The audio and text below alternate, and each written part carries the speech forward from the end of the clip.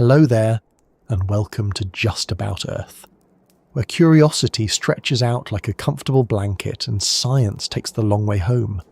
Tonight's journey is a little different, a little stranger, and maybe even a little mischievous. We're not asking what time is or how our brains measure seconds, but instead stepping sideways into a world that never was, or perhaps one that almost was. What if the very first civilization on our planet wasn't human at all, but reptilian? I know, it sounds like something pulled from the pages of a late-night paperback or whispered in the corners of myths about dragons and scaled gods. But before we laugh it off or dismiss it as pure fantasy, let's pause. Because it's an interesting thought, isn't it?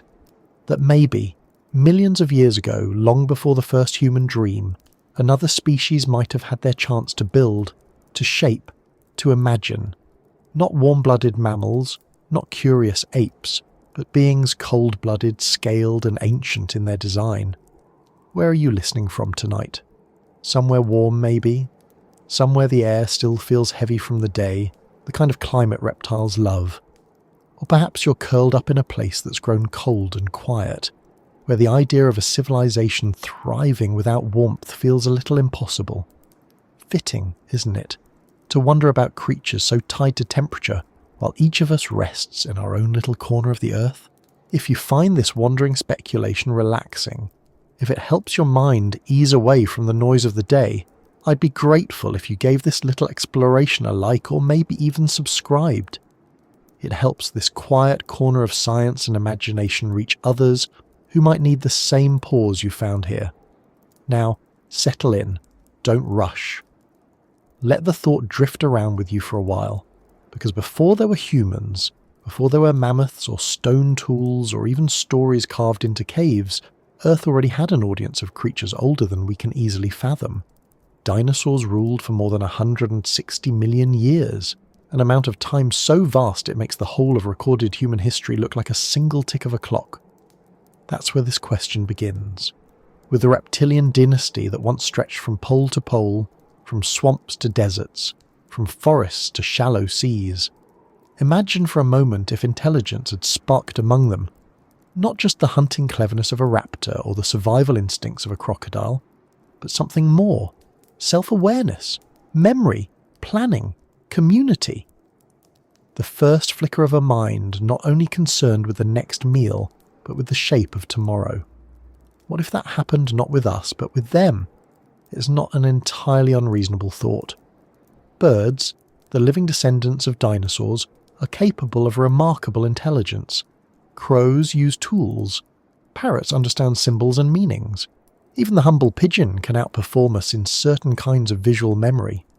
If such potential exists in their surviving relatives, might it not have existed in their ancestors too?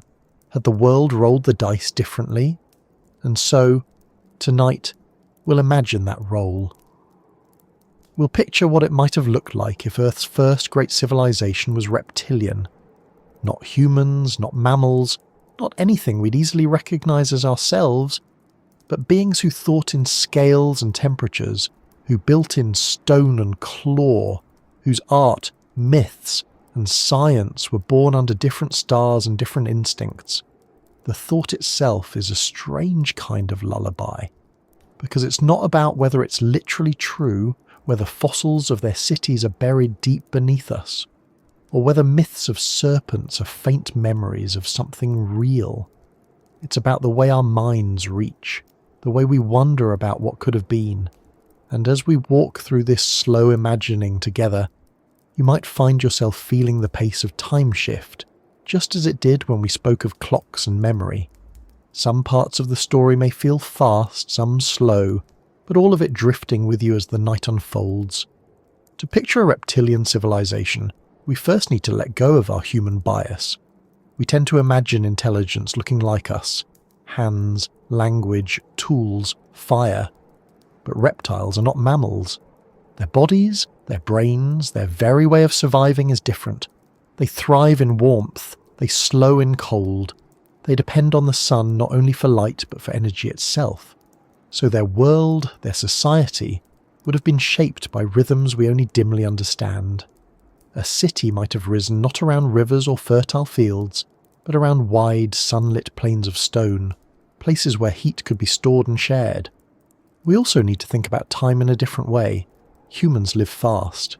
Compared to the age of Earth, our species appeared yesterday and learned to write only in the last fraction of a second. Reptiles, by contrast, are ancient and slow. Some turtles live more than a century. Crocodiles can outlast storms, droughts, and even geological shifts, surviving nearly unchanged for millions of years. A civilization born of such creatures might not measure time as we do, in calendars and deadlines, but in seasons of warmth, in cycles of abundance and scarcity, in patterns of sun and shadow. And if you're wondering whether that would make them more patient, less hurried, more deliberate in their choices, you're not alone. Because imagining them means imagining not only their buildings and tools, but their pace, their psychology, their sense of what matters. So here we are, beginning our journey. A slow and careful imagining of Earth's first civilization if it had belonged to reptiles. We'll walk through their myths, their politics, their art, and even their technology.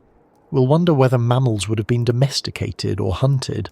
We'll ask what the world might look like if, instead of stories of mammalian heroes, we grew up with tales of scaled kings and queens, of cities that glowed warm under suns long past. It's a long road ahead tonight, but there's no hurry. Because this is a question without a clock. It's not about reaching an answer, but about wandering through possibilities. So take a breath. Let your mind loosen its grip on the day, and picture with me a world that might have been. A world where the first footprints of civilization pressed not with soft flesh, but with claw and scale. And as the thought takes hold, as you feel it stretch into the night, we'll move quietly into the next part of this strange exploration.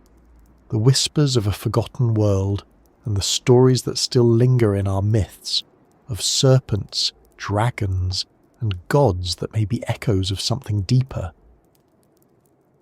When you start to think about civilizations that might have existed long before ours, you realize how much of history is hidden beneath our feet.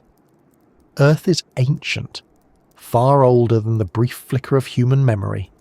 The rocks have been turning and shifting for billions of years, swallowing entire landscapes, erasing almost every trace of what came before. If another civilization had once walked here, how much of it would we ever expect to find? Perhaps nothing at all. Stone crumbles, metals rust, and even mountains are ground down to sand by the slow persistence of time. The Earth buries its own past with an almost casual indifference. Still, humans have always carried whispers of something older.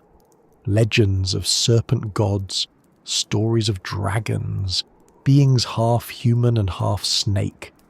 Creatures who taught wisdom or demanded fear. They show up in cultures spread across the world, in times separated by oceans and centuries.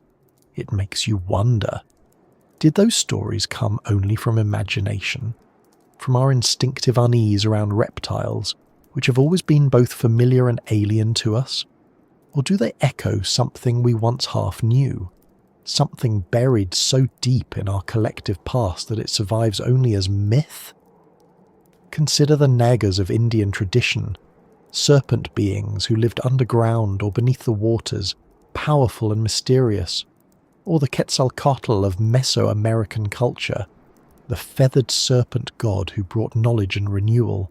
Think of the dragons of Europe, fierce and hoarding, or those of China, wise and celestial. Different continents, different languages, yet over and over the same figure appears, a great reptile, intelligent, powerful, intertwined with the fate of humanity. Some of these beings were protectors, some destroyers, some tricksters, but all of them more than just animals. They were always something else, something closer to people. It's possible, of course, that these myths simply reflect the deep evolutionary fear humans have of snakes and reptiles. Our ancestors on the savannah needed to be alert to sudden movements in the grass, to venomous bites, to predators lurking in shadows. The brain developed quick recognition for those patterns. Fear of snakes is one of the most common phobias even today, thousands of years after most of us live anywhere near one. But the persistence of these scaled figures as teachers, rulers, or gods feels a little different. Fear might explain monsters, but wisdom giving dragons and serpent kings? That feels like more than instinct. It feels like memory dressed in stories. Now imagine if there truly had been an intelligent reptilian civilization before us, one so distant in time that all physical traces were erased by shifting continents and rising seas. What might remain? Not ruins, not artifacts, but impressions, stories that filtered down, distorted over eons, surviving as symbols rather than facts. The shape of a scaled teacher or a serpent deity could be the faded photograph of something real. Not proof, but suggestion. A forgotten world that left behind not bones or tools, but whispers in human imagination. Archaeologists sometimes find carvings of snakes so old they predate organised cities, marks etched into stone tens of thousands of years before humans learned to write. Snakes, lizards, crocodiles, they appear again and again. It's as if early humans looked at them and saw more than just animals. They saw echoes of something they could not quite name. And when they tried to explain that feeling, they told stories. Stories that survived longer than any fossil ever could. Of course, there's another possibility. Maybe the idea of reptilian civilizations persists not because they were real, but because they make sense to us as an alternative. Cold-blooded minds, alien yet familiar, rising from the same earth we know, but thinking in ways utterly different. They serve as mirrors to our own humanity. By imagining them, we see ourselves more clearly. We ask, what would civilization look like without empathy shaped by mammalian bonds, without fire-warmed nights or milk-fed children, without the constant need to eat just to fuel our fast-burning bodies? Reptiles survive with less, endure with patience, and see the world not as we do, but with a different rhythm. To imagine them as rulers is to ask what civilization could be if built on other foundations entirely. Think again of the dragon myths. Some hoard treasure, some soar across the skies, some guard sacred springs or ancient wisdom. These are not just monsters, they are civilizations in disguise. They live in caves, in mountains, in rivers, in hidden places. They are tied to the landscape. They are almost always keepers of something: gold, water, knowledge, power. What is a dragon's hoard but the first idea of wealth? What is a serpent under the earth but the memory of something that once ruled there? Now picture a forgotten reptilian world.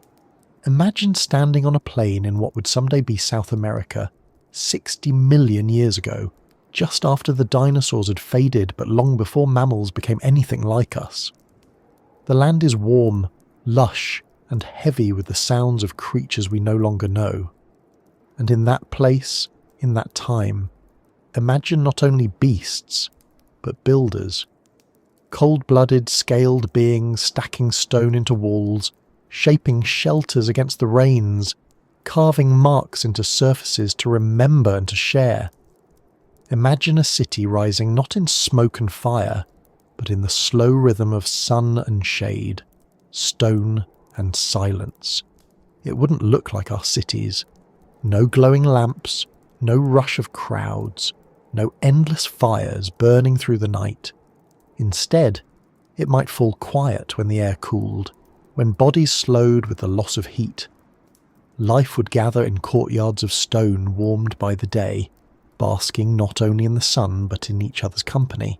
Nights would be slow, still, filled with quiet watchfulness. Daytime would be full of motion, of work, of ceremony. A world that runs not by clocks but by temperature. A culture written in warmth. Could such a thing really have happened? The fossil record tells us no. There's no evidence of reptilian builders or toolmakers before humans. No signs of agriculture, no traces of architecture, nothing that science can hold up and say, here it is, proof of another civilization, And yet, absence of evidence is not the same as proof of absence. The Earth recycles itself. Continents drift. Oceans rise and fall. Mountains crumble. What survives tens of millions of years? Very little. The oldest structures we know built by humans are only a few tens of thousands of years old, and already many of them are vanishing. Give it a few million years and even our skyscrapers will be dust, our metals scattered, our cities unrecognisable. So it's not unreasonable to say that if another civilization had lived here tens of millions of years ago, the Earth itself might have erased every trace. But still, the idea lingers only in imagination and myth. And imagination, while not proof, is powerful. It carries things science cannot measure. When we tell stories of serpent gods and dragon rulers, we are remembering in a different way. Maybe not remembering something that happened, but remembering the possibilities of what could have been. It's not history, it's potential. And maybe that's why the whispers of a forgotten world stay with us. Because in them we find more than fantasy. We find the sense that Earth could have been different. That intelligence is not inevitable and not reserved for us. That the world could have been shaped by beings who thought differently, who saw differently, who lived not by the same rules we do. And in imagining them, we're reminded of how fragile and unlikely our own story really is. The myths, the legends, the carvings, the phobias, they all add up to a picture that's not quite memory, not quite invention, but something in between, like a dream half remembered, a whisper of a world that might have existed or might only ever live in imagination, a world of scales and stone, of sun-warmed courtyards, of beings whose gaze was sharp and unblinking, who saw the Earth as theirs long before we ever took our first steps. And as those whispers drift through time, they carry us forward, not to proof or certainty, but to curiosity. Curiosity about what intelligence could look like if it were born from different bones and blood. Curiosity about what it means to be human, when perhaps we might have been something else entirely. So we'll follow those whispers further. We'll ask why reptiles make such compelling figures in myth and memory, why they keep showing up across the world in stories that refuse to die. And from there, we'll wander into the deeper question, why reptiles at all? Why imagine them? Why not birds or fish or insects as the first great rulers of Earth? What is it about scales and cold-blooded endurance that makes them feel like such a plausible alternative to us? When you look closely at the stories people tell, you notice that certain shapes keep returning. They appear in different places, wearing different names, but the outline is the same. Among those shapes, one stands out more than most.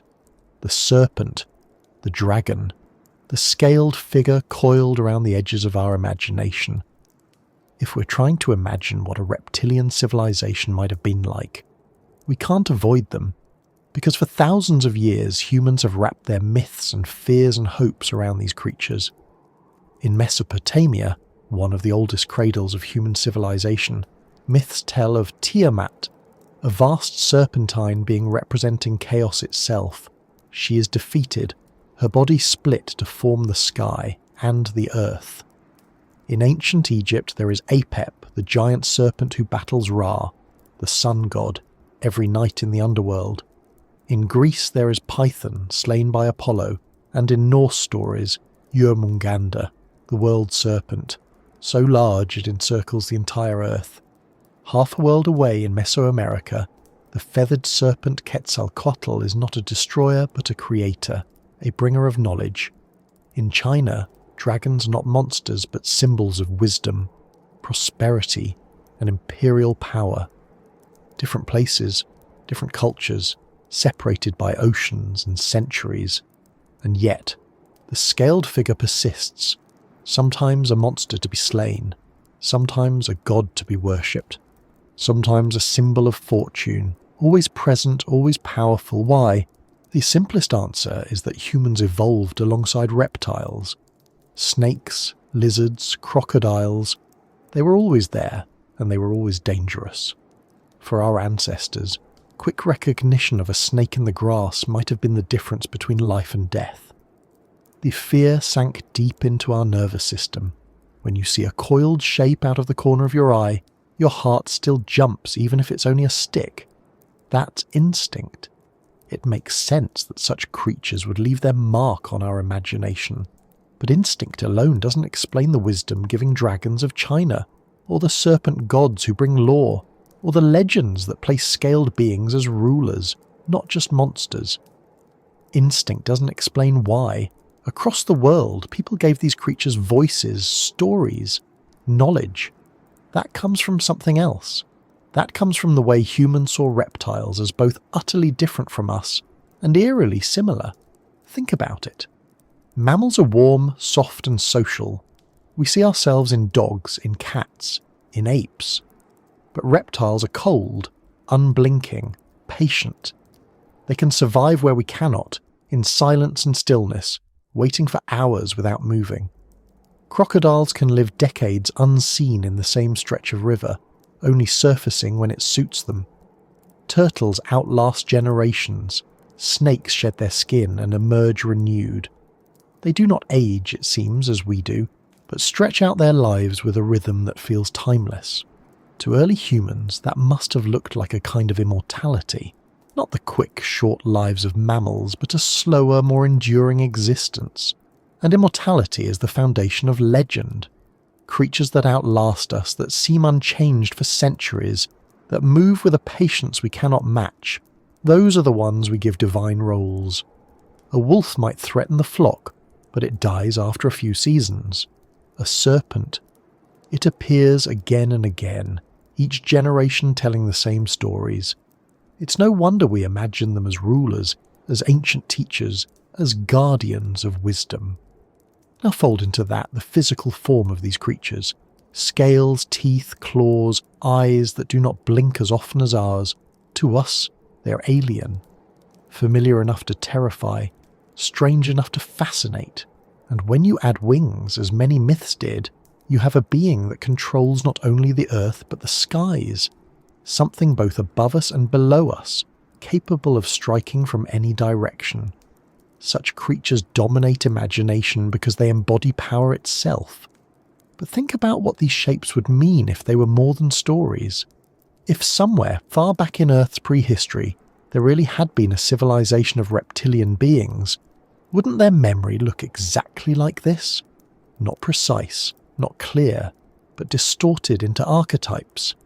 Serpent gods who created the world, dragons who ruled the skies, snake-like rulers who taught or punished humanity. That's exactly what you'd expect if all that remained of them was the faintest echo carried in human myth. Of course, there's no evidence for this in archaeology. Myths are not fossils. They can't be measured or carbon dated, but they can be traced. And the tracing shows us that scaled beings live in the deepest roots of human imagination. Even before writing, even before cities, humans carved snakes, painted dragons, spoke stories of scales and wings. It's not proof of an ancient reptilian civilization, but it shows how natural the idea is to us.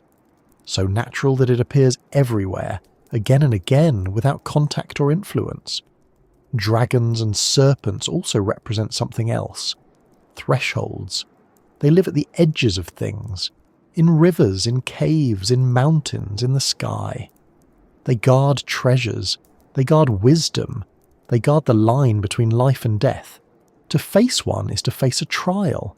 In myth, to defeat or befriend a serpent is to cross into a new stage, to gain knowledge or power.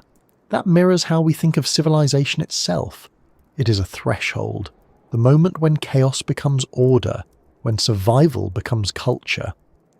To imagine reptilian beings as guardians of knowledge is to place them at the threshold of our own story.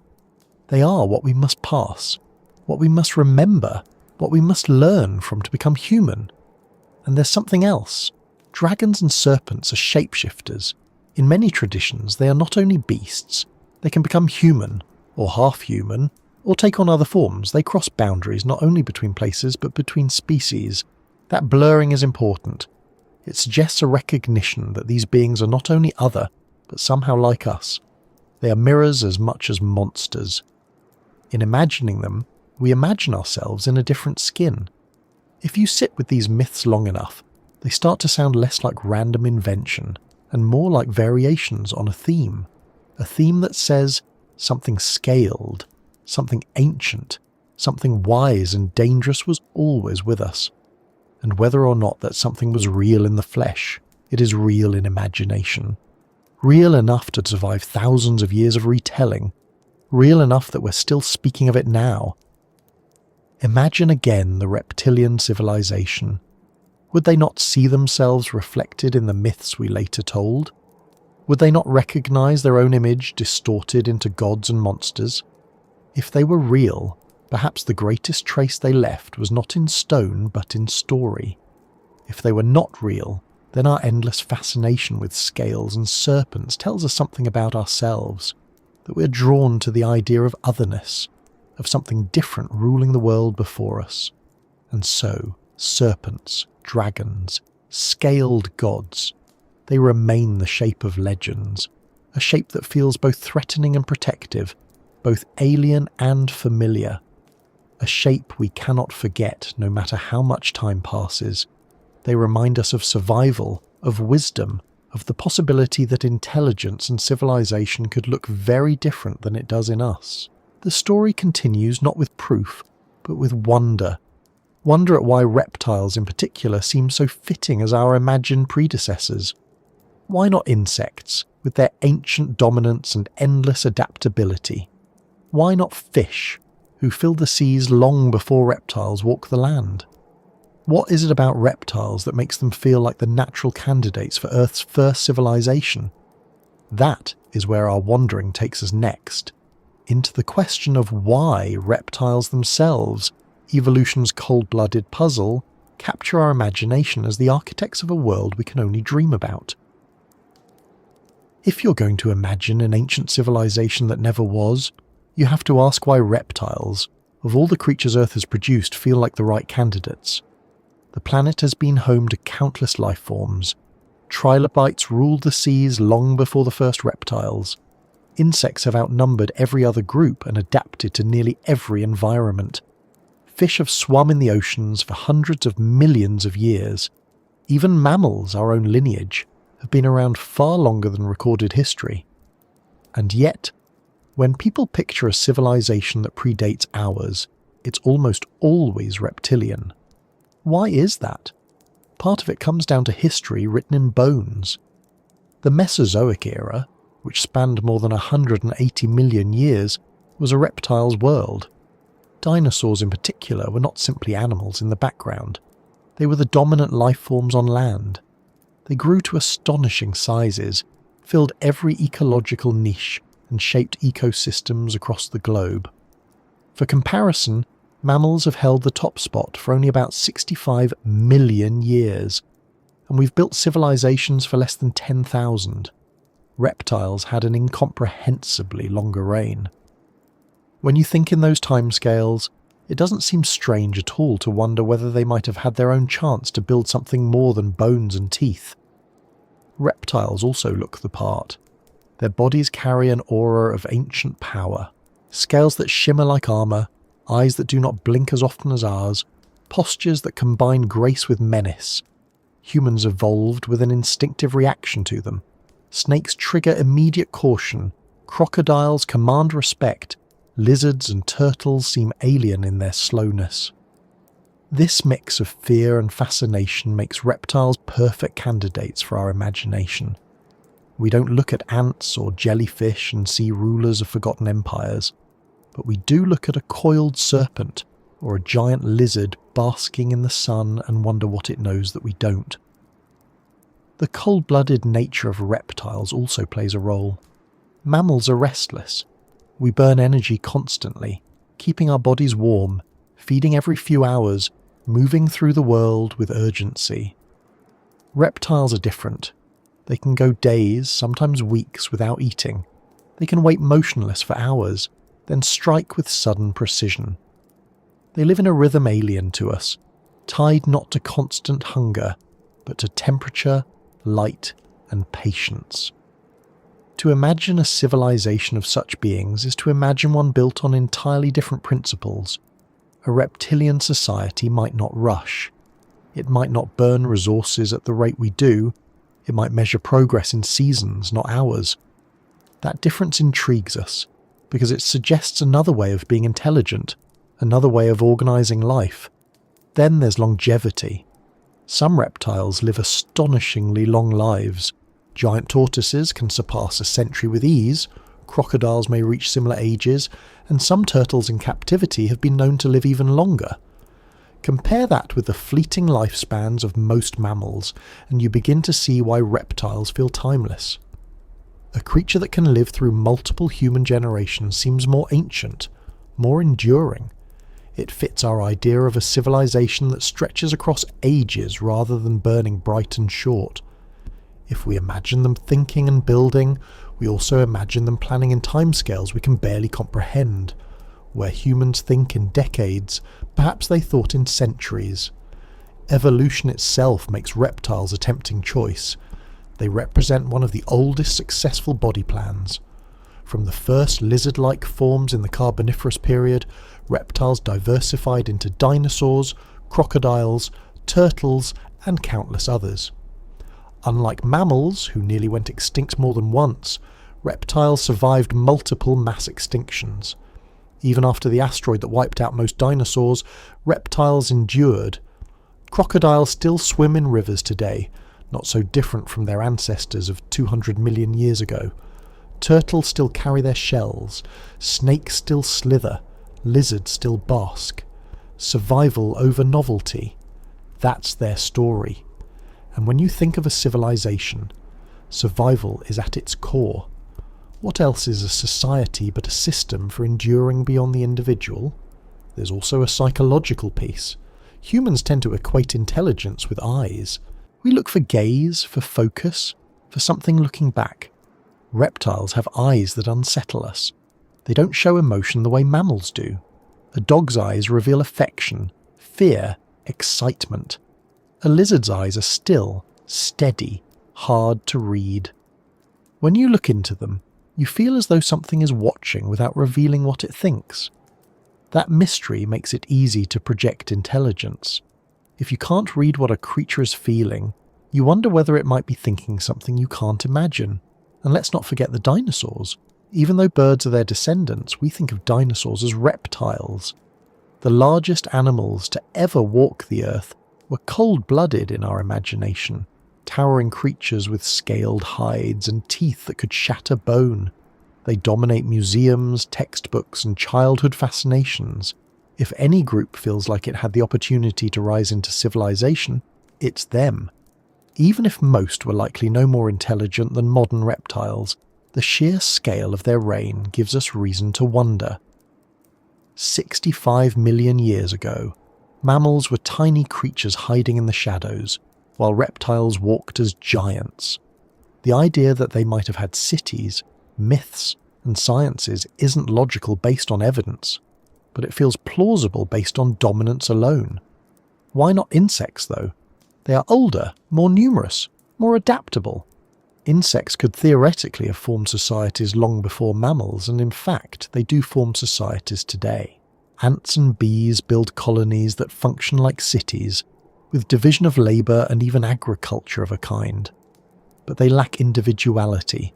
They operate as collectives, not as beings with distinct personalities. Civilization as we know it requires more than collective order. It requires culture, memory, and individuality. Insects are fascinating, but they do not inspire myths of wisdom and power in the same way reptiles do. They inspire awe, sometimes fear, but rarely reverence. Why not fish? They have been around far longer than reptiles. They colonize the seas in forms almost unchanged for hundreds of millions of years. But fish are creatures of the deep, out of sight. Humans have always found it difficult to connect with what is hidden beneath the water. The sea itself became a symbol of the unknown, and its creatures remained monsters rather than gods. Only the serpent, which could move both on land and in water, crossed that boundary. Only reptiles lived where we lived, in forests and deserts and rivers, and yet carried an alien stillness that fascinated us. Reptiles also offer transformation. Snakes shed their skin, emerging renewed. Lizards regrow their tails. Turtles retreat into shells. These abilities look like magic to us, like symbols of rebirth and survival. In myth, transformation is always tied to wisdom, to cycles, to the power to endure. A reptilian civilization, imagined through these lenses, becomes not just a possibility but a natural extension of what we already see in them. They become a mirror of survival and renewal, a different blueprint for intelligence written in scales instead of skin. And then there's climate. For most of Earth's history, the planet was warmer than it is now. Tropical forests stretched farther, deserts shifted, ice was less common, warmth favoured reptiles. They thrived in conditions that would challenge mammals. If civilization is a byproduct of opportunity, reptiles had opportunities stretching across millions of years.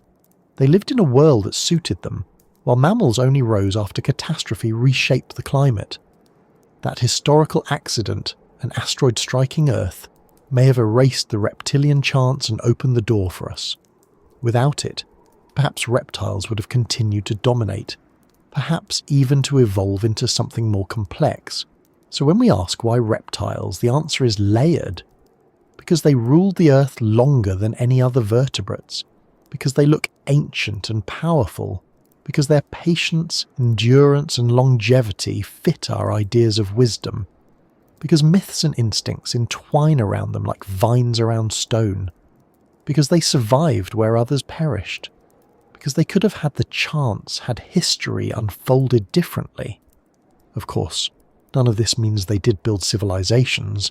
Our fossil record gives us no sign of reptilian architects or toolmakers. But when imagination wanders, it doesn't need proof. It needs possibility. And reptiles, more than any other group, embody possibility. They are alien enough to feel different, but familiar enough to feel plausible. They represent the road not taken, the alternative history written into Earth's deep past. And so, when people imagine Earth's first civilization as reptilian, they're not simply inventing. They're drawing on millions of years of dominance, on eyes that look back without expression, on myths that never fade, on bodies that endure. They're drawing on something ancient and real, even if it never built a city or carved a law. From here, the imagining only deepens.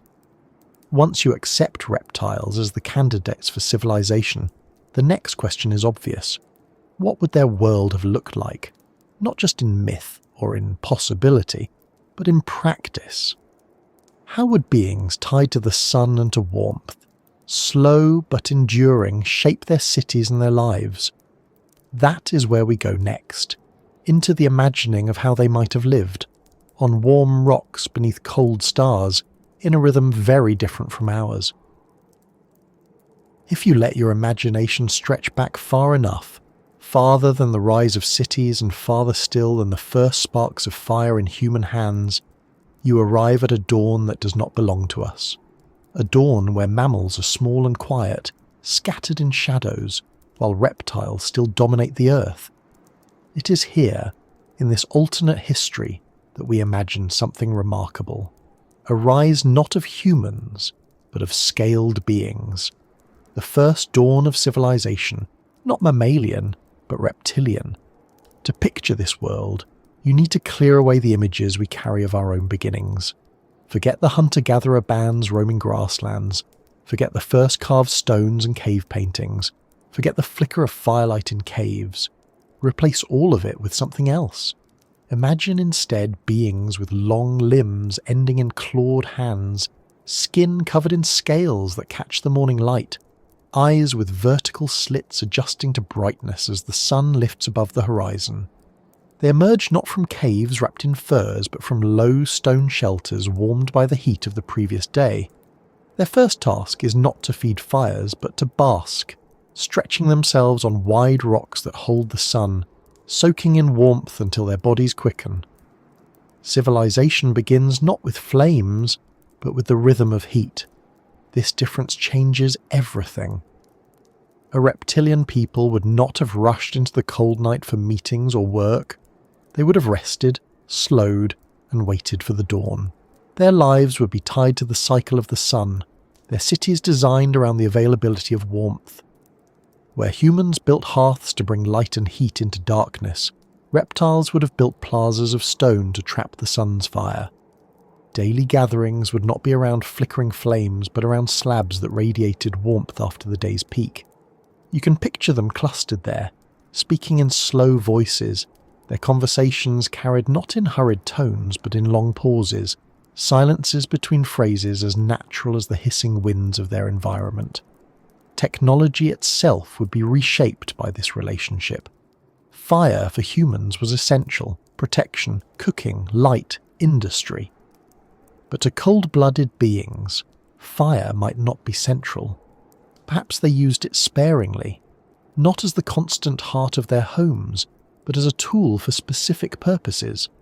Instead of firelit nights, they would rely on daylight and temperature. Their architecture would be designed not to block heat, as ours often is, but to gather it. Large black stones arranged in patterns to absorb the sun. Courtyards that funneled warmth into central plazas. Shelters that trapped heat for night use. Civilization would grow out of geology, not flame. And what about food? Humans are creatures of hunger, eating multiple times a day to sustain our fast metabolisms. Our agriculture arose partly because of this constant demand.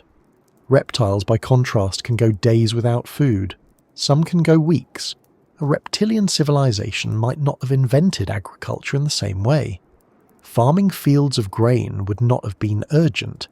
Instead, they might have relied on hunting, fishing, or selective gathering, with long fasts between meals. Food would not have been a daily centerpiece, but a rarer event, perhaps even ritualized. Feasting could have carried enormous cultural weight, not because of abundance, but because of rarity.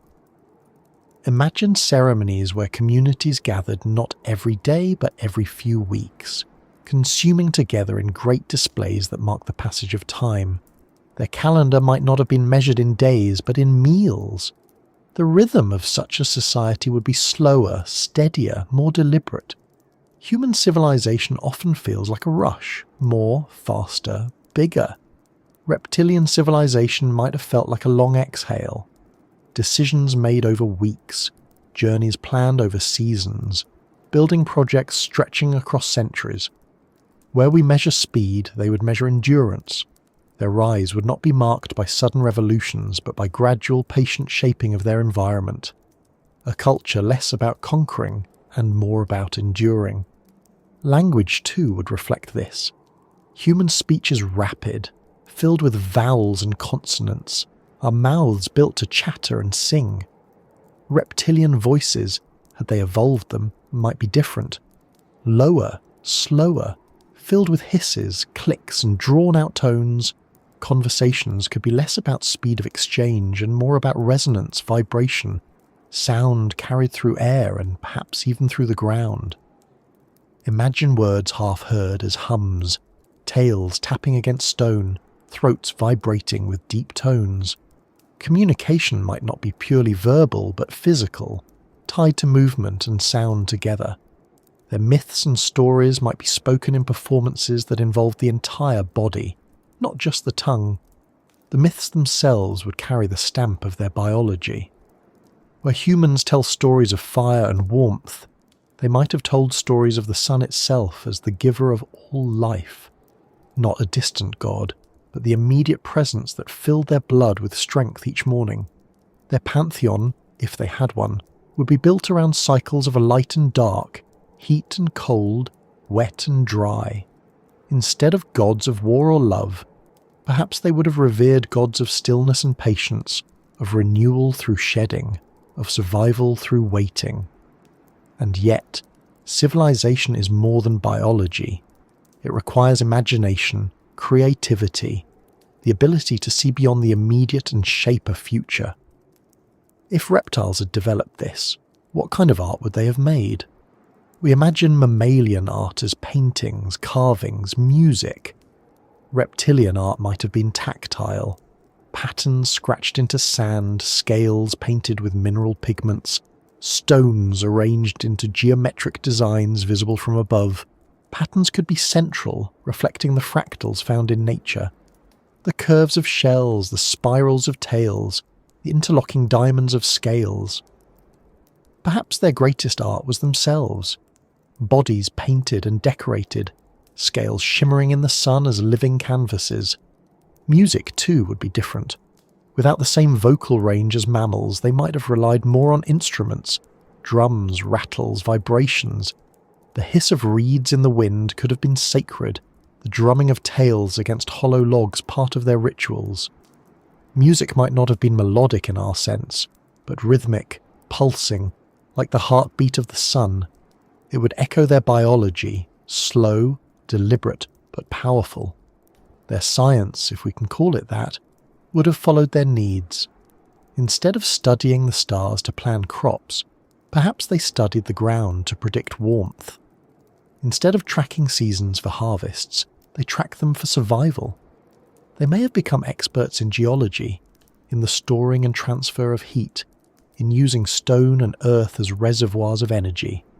Perhaps they learned to domesticate not plants but environments, shaping landscapes into places that held warmth for them. Where humans shaped life to their needs, reptiles might have shaped temperature itself. One might wonder about their relationships with other animals. Humans domesticated dogs, cattle, horses, animals that mirrored our mammalian nature. Reptilian beings might have looked to different allies. Perhaps they kept fish in controlled pools, or bred insects for food, or lived alongside amphibians in symbiotic ways. Mammals, small and warm, might have been curiosities, kept as oddities or prey. The idea that mammals would one day rise to rule would have seemed unlikely in their world. To them, we would have been background creatures, little scurrying things at the edges of their stone plazas. If such a civilization had risen, what would it have left behind? The same way our earlier structures were megaliths, circles of stone and monuments to memory, theirs too might have been stone. But instead of reaching upward, they might have sprawled outward, low, wide, absorbing the sun. Cities not of towering buildings, but of vast terraces. Heat, not height, would have been the goal. From a distance, their cities might have looked like strange natural formations, part of the landscape itself. Over millions of years, perhaps they eroded into nothing, mistaken for hills or mesas. It's easy to dismiss all of this as speculation, and it is. But speculation can still reveal something important. In imagining how reptiles might have risen, we see how much of our own civilization is tied to our biology. We eat constantly because our bodies demand it, so we built farms. We fear cold, so we built fires and walls.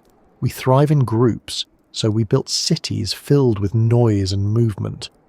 A reptilian rise would have been shaped by other needs: sunlight, patience, endurance. Civilization in that sense is not universal. It is a reflection of what we are, and had we been something else, it would have looked very different. So we imagine their dawn. A dawn without fire, without rushing, without hunger pressing every few hours. A dawn where stone holds warmth and silence holds meaning. A dawn where scaled beings look across the horizon, slow and deliberate, and begin to shape the world to their rhythms. That is their different dawn, their rise, the path not taken on this earth but perhaps possible on another. And as we leave this picture behind, we carry forward the question of what their lives might have felt like in detail. How would they have shaped their days and their nights? How would they have balanced cold stars above with the need for warmth below? What would life in their cities of scale and stone truly have been like? That is where we wander next. If you try to picture what daily life might have been like for an ancient reptilian people, the first thing you notice is how different their relationship to the environment would have been compared to ours. We mammals carry our fire inside us, always burning, always hungry. We eat, we move, we shiver, we sweat. and we spend enormous energy maintaining our warmth. For us, survival has always been about protecting that inner fire. But for reptiles, life is about a constant conversation with the outside world. They draw their strength from the sun, from heated stone, from the balance between shade and light. That single difference would have shaped every part of their lives. Imagine waking in their world. The night has been cold and still, bodies sluggish, movements minimal. Shelters have kept them safe, but they have not warmed them. They emerge slowly as dawn light begins to spread. At first, their steps are weak, their limbs heavy, their eyes half closed. They gather in courtyards or on open terraces where stone has held just enough warmth from the day before to take the edge off the chill. Then, as the sun climbs, they stretch themselves out, soaking in heat. Civilization does not begin with a rush of activity, but with a gradual warming. The start of the day is not measured by clocks, not by alarms, but by the moment when their blood quickens enough to carry thought clearly, when fingers flex easily, when the mind sharpens with energy. This dependence on warmth means their cities would be designed around it. Streets and plazas paved in dark stone, carefully chosen to absorb sunlight. Open courtyards oriented to catch the sun's path through the sky. Buildings low and wide, not blocking the light but guiding it, creating patterns of heat and shade. Where humans built walls to keep cold out, they would have built surfaces to hold heat in. You could walk through their city and feel the rhythm of temperature itself, each part designed like a reservoir of the sun. Nights would have been very different. For us, night is a time of continued activity. We light fires, candles, electricity. We keep moving. For them, night would have been slower, quieter. Without the sun, their bodies would cool, their energy would fall. The city would grow still. Movement would slow to a crawl. Conversations fade to silence. But it would not have been lifeless. Night would have been a time of watchfulness. The cool stars above, the faint glow of the moon, the rhythm of breath as beings rested in stillness. Perhaps some would have taken turns to remain half awake, guarding the community in its slower state. Perhaps others, adapted to cooler nights, would have taken on roles of quiet labour. The city itself would almost breathe with the cycle, alive in the day, resting at night, never rushing. Food and work would follow the same rhythm. Where we think of 3 meals a day, they might have thought of 1 meal every few days. Where we work in hours, they might have worked in long, slow sessions punctuated by rests. Hunting, fishing or gathering would not be frantic but patient, waiting for the right moment. Agriculture, if it existed, would not be intensive fields of grain, but selective cultivation of plants that stored well, consumed slowly. They might have created gardens of hardy species, cared for over seasons rather than harvested daily. Their relationship to food would be one of patience and ceremony. Eating would be an event, not a routine. And what about family life? For mammals, the bond between parent and child is immediate and constant. Warm-blooded creatures need constant feeding, constant care. Reptiles, as we know them, are different. Many lay eggs and leave them, though some show care. If an intelligent reptilian species had risen, perhaps their approach to family would have been very different from ours. Less about constant nurture, more about independence from an early stage. Children, if we can call them that, might have been expected to survive with limited care, to find their own place quickly. Families might have been larger in number, but less centred on daily attention. Community could have been less about close kinship, and more about broader structures, with individuals tied to the whole rather than to immediate parents. Civilization would grow, not out of families in the mammalian sense, but out of communities shaped by looser bonds. Their art would reflect this rhythm too. We paint with colours that pop, sing with voices that carry, carve with tools meant to leave sharp detail. They might have etched slow patterns into stone, shapes that caught sunlight and cast shadows as the day moved. Perhaps their art was interactive with the environment, designed to change with temperature and light. Imagine vast patterns carved into the ground, visible only when the sun hit at the right angle, or scales painted with minerals that shimmer differently at noon and at dusk. Their art could have been tied not to permanence but to cycles, not to frozen moments, but to movement over time. The stars above would not have been ignored. Reptiles do not need fire for warmth in this imagining, but night skies would still have captured their attention. When activity slowed, when their bodies cooled, they would have watched. The stillness of night, the clarity of stars, would have been a natural canvas for stories. They might not have charted the heavens for navigation as we did, but for cycles, for patterns that reflected their own rhythms of heat and cold. Perhaps their constellations were not hunters and queens, but patterns of shedding, renewal, hibernation. The night would not be filled with activity but with reflection, with stories told in whispers under the slow turning of stars. Social structures would have grown from these differences. In human societies, leaders often rise through strength, charisma, or resources. In reptilian societies, perhaps leadership came from patience, from endurance, from the ability to remain still when others grew restless. Wisdom would be measured not by speed of thought, but by steadiness, by how long one could wait for the right moment. A leader would not be one who commanded others to rush, but one who guided the community through cycles of scarcity and plenty. Decisions would not be made in heated debates, but in slow councils, days of silence broken by carefully chosen words. The politics of such a civilization would be alien to us, but perhaps more stable, less given to sudden shifts. Their technology would follow suit. Without the same demand for constant heat, metallurgy might not have been as urgent. They may have shaped stone with mastery, creating tools of remarkable precision. If they used fire, it might have been for specific tasks, firing ceramics, processing certain materials, but not as the foundation of daily life. They could have developed other methods of energy storage, perhaps using black stones or minerals that held heat for long periods, creating reserves of warmth to be released later. Their innovation would not have been about speed, but about endurance, about making environments stable over long stretches. How would they have marked time? Humans count hours, days, years, all tied to our needs and our sense of mortality. A reptilian people might have marked time by cycles of shedding, by the growth of generations, by the seasons of warmth and cold. Their calendar would not be about months, but about periods of plenty and scarcity. Rituals might have aligned with the longest days, the hottest weeks, or the slow return of warmth after cold seasons. Their very sense of time would be less linear and more cyclical, less about progress, and more about survival across repeated patterns. Conflict would not have been absent.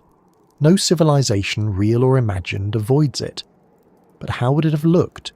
Humans rush into war with urgency, driven by passions and hunger. Reptilian wars might have been slower, campaigns stretched over seasons, with patience as much a weapon as speed. Ambushes in heat, retreats in cold, long periods of waiting. Victory might not have gone to the fastest or the fiercest, but to the most enduring.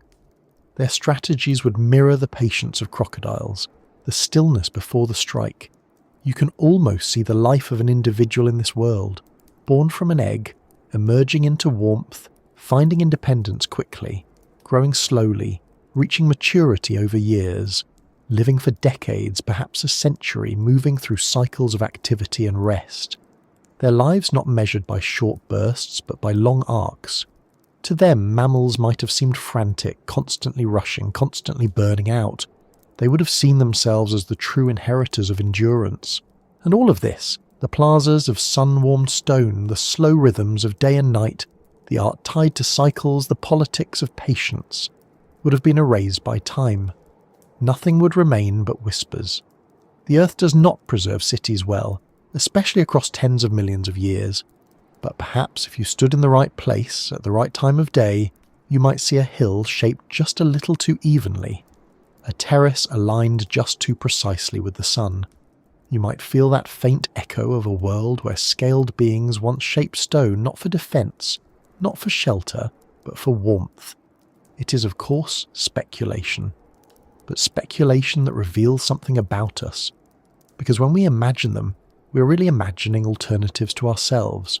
Could civilization be slow instead of fast? Could it be cyclical instead of linear? Could it be built on patience instead of hunger? By picturing reptiles living under warm rocks and cold stars, we're exploring not only what they might have been, but what we might have been, had the dice rolled differently. And that leads naturally forward to the question of their cities themselves. If they did build, how did those places look? How were they arranged? What patterns of life did they follow? The next step in this imagining takes us deeper into the vision of entire communities designed not by mammalian needs, but by reptilian rhythms, into the possibility of vast cities of scale and stone.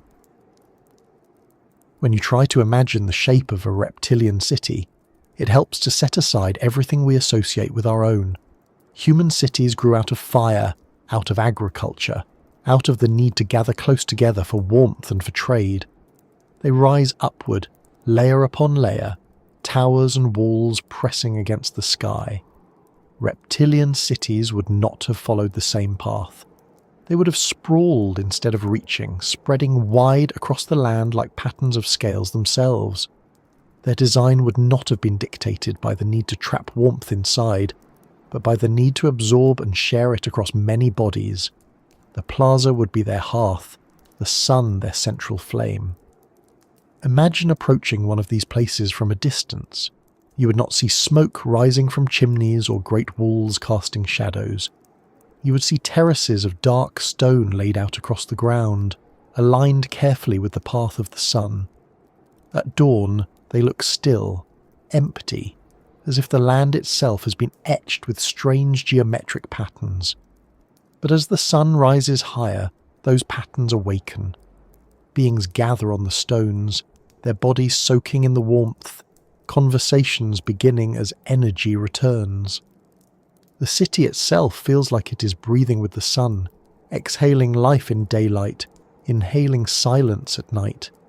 The layout would have been deliberate, streets broad and flat, designed not for vehicles or beasts of burden, but for the movement of bodies that slow when cooled. Open spaces everywhere for basking, for gatherings, for rituals tied to the sun. Buildings low, wide, and made of stone that held heat for long hours. Their shelters would not have been towering monuments, but dense, clustered forms blending with the landscape. From above, the city might look like a mosaic, scales fitted together into an intricate whole.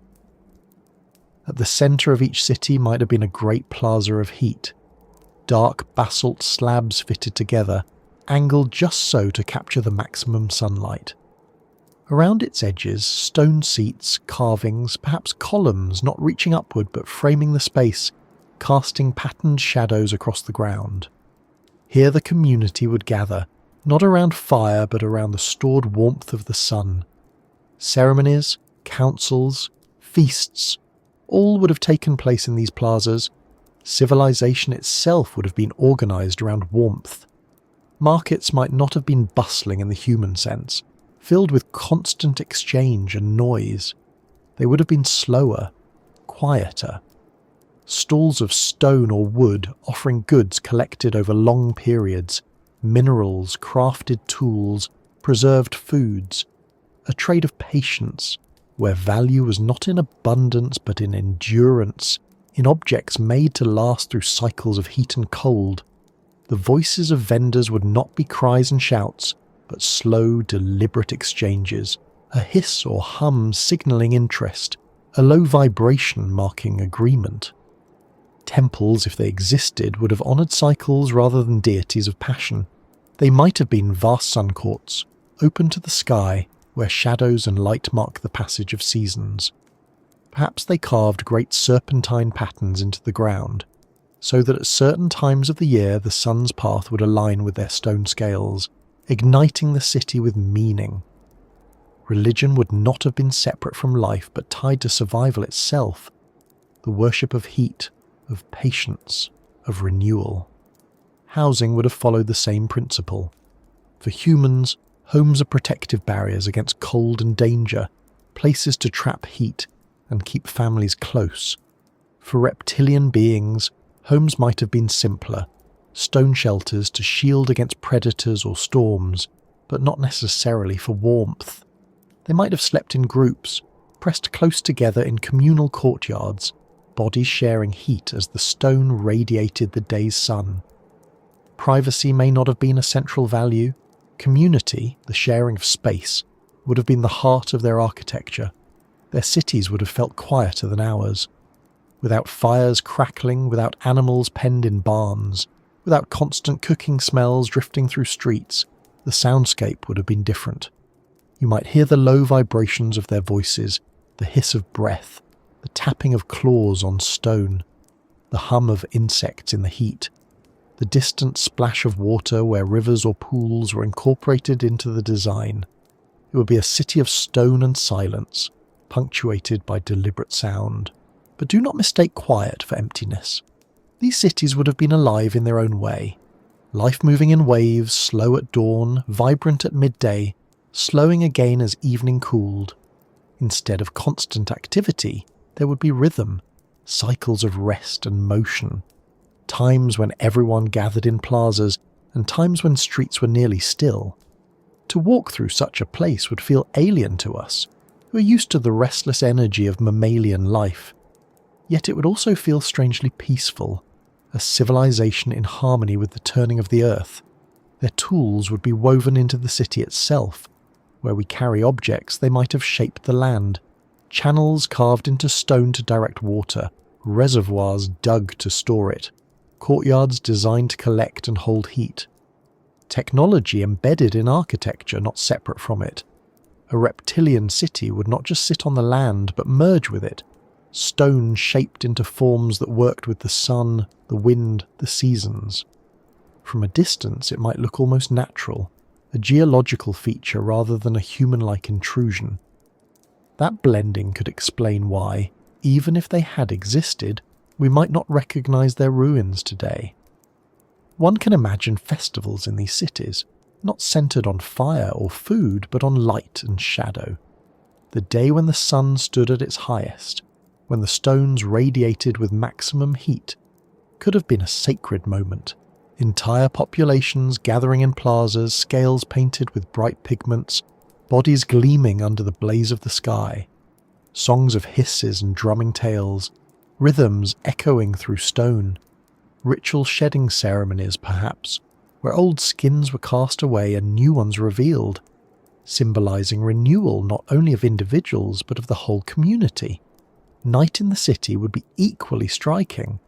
As the air cooled, life slowed. Beings retreated into stone shelters or pressed together in courtyards, conserving what warmth they had. The plazas emptied, the soundscape dimmed. Only the stars above remained constant, a sky so sharp and vast it seemed endless.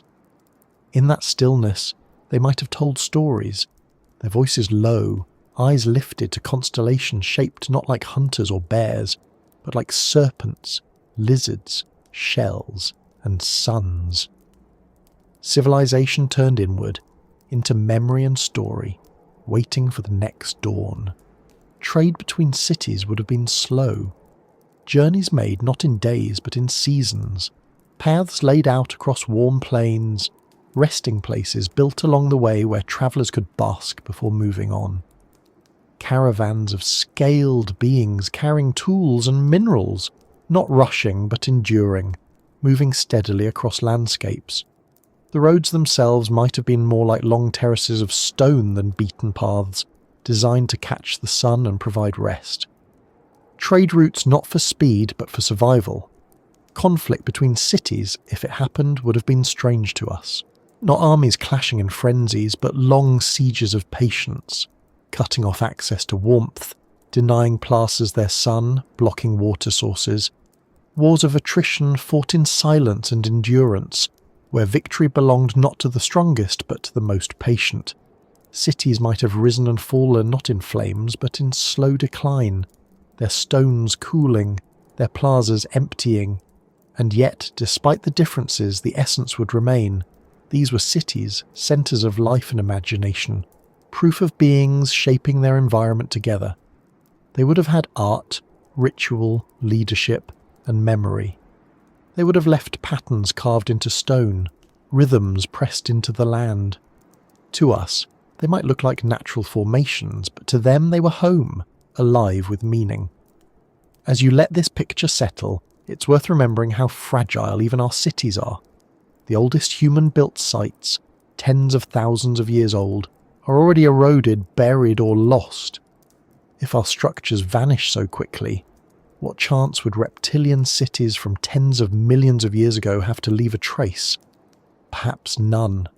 Or perhaps a few faint whispers remain, odd formations, unexplained patterns, myths of dragons and serpent kings echoing what once stood. These imagined cities of scale and stone show us more than what might have been. They show us how much civilization is shaped by biology, by environment, by needs we rarely question. Our cities rise upward because we chase light and dominance. Theirs would have sprawled outward because they chased warmth and endurance. Civilization is not one thing, but many possibilities. Ours is only one version.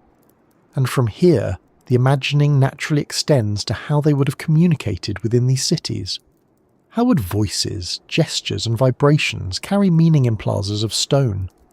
What would language itself sound like, shaped by scaled throats and patient rhythms? That is where the story moves next, into the language of hisses and vibrations, the way a reptilian civilization might have spoken to itself and to the world. If you try to imagine standing in one of their cities of stone warmed under the midday sun, you might first notice the silence. Not silence in the way we know it, but a quietness different from the constant chatter of human life. Our own cities are filled with words, thousands of them spoken every moment, voices rising and overlapping in an endless hum. We're mammals, and we speak quickly, endlessly, filling every gap. But a reptilian civilization would have carried sound differently. Their language would not have rushed, not have flooded the air, but moved slowly, deliberately, shaped by the very rhythms of their bodies. Think first of the biology. Human speech is possible because of the structure of our vocal cords, the control we have over air flowing from lungs kept warm by constant activity. Reptiles, being cold-blooded, breathe and move with less urgency. Their airflow is slower, their vocalization's different. Many reptiles today hiss, some click, some produce deep resonant calls. Crocodiles bellow in low frequencies that travel through water and land. Geckos chirp, snakes hiss, turtles grunt. These sounds may not sound like language to us, but they are the building blocks of what communication could have been if intelligence had risen among them. Imagine then that their language was not built around quick syllables, but around length and resonance. Hisses stretched into words, vibrations carried through stone. A conversation might have been a series of slow exchanges, each sound layered with meaning, pauses not seen as awkward but essential. Where humans race to fill silence, reptiles might have let silence carry meaning of its own. A gap between hisses could signify agreement, hesitation, or emphasis. A flick of a tail against stone could serve as punctuation. Because their bodies were tied to the ground and to the sun, perhaps their language was not only airborne but physical. Vibrations felt through stone plazas, tails tapping in rhythm, claws scratching deliberate marks. To us this would feel alien. Speech carried not only in sound but in the bones of the earth itself. Imagine standing in one of their plazas surrounded by dozens of beings, their voices low and drawn out, tails and claws adding subtle patterns to the rhythm. The entire space itself would become a resonant chamber. Communication spread not only through ears but through bodies sensing vibration. Such a language would change the pace of thought. Human conversation often feels like a race, words spilling, ideas bouncing back and forth, speed equated with cleverness. A reptilian language might have been the opposite. Slow exchanges, long pauses, layers of sound and vibration interpreted with patience. Cleverness might not have been quick wit, but the ability to shape meaning across silence, to wait for the right moment to add one's voice. Debate could stretch across days, a council not decided in an hour but in a week, each participant contributing carefully, deliberately, with space left between. Storytelling in such a language would have been extraordinary. Imagine myths told not in rapid words but in hisses, rumbles, and gestures that built atmosphere as much as narrative. Stories might have been felt as much as heard. Vibrations echoing through stone plazas, audiences pressing bodies to the ground to sense the full resonance of the tale. A great storyteller might not have been one who spoke many words, but one who could shape silence, vibration, and tone into patterns that carried emotion through entire communities. Their stories could have been performances, collective experiences where sound and stillness merged into meaning. Writing, if it developed, would have followed a similar rhythm. Humans wrote quickly, scratched letters to capture speech. Reptilian writing might have been more pattern-based, more tactile. Scratches, carvings, etched lines into stone that mimicked the vibrations of speech. Their written language could have looked like waves, spirals, scales interlocked in patterns that captured rhythm rather than phonetic detail. Reading might not have been scanning lines of text, but tracing shapes with claws or tails, feeling the grooves as much as seeing them. A language designed to be touched as well as seen. Because of this, knowledge itself would have been different. Humans developed libraries of words, text stored and read quickly. Reptilian libraries might have been vast courtyards of carved stone, each slab inscribed with patterns of vibration. To study might not have been to read quickly, but to walk slowly, feeling and tracing the grooves, absorbing meaning over hours or days. Learning would have been a slower process, but perhaps a deeper one, with each detail sinking in fully rather than skimming across the surface. Their names for things would reflect what mattered to them.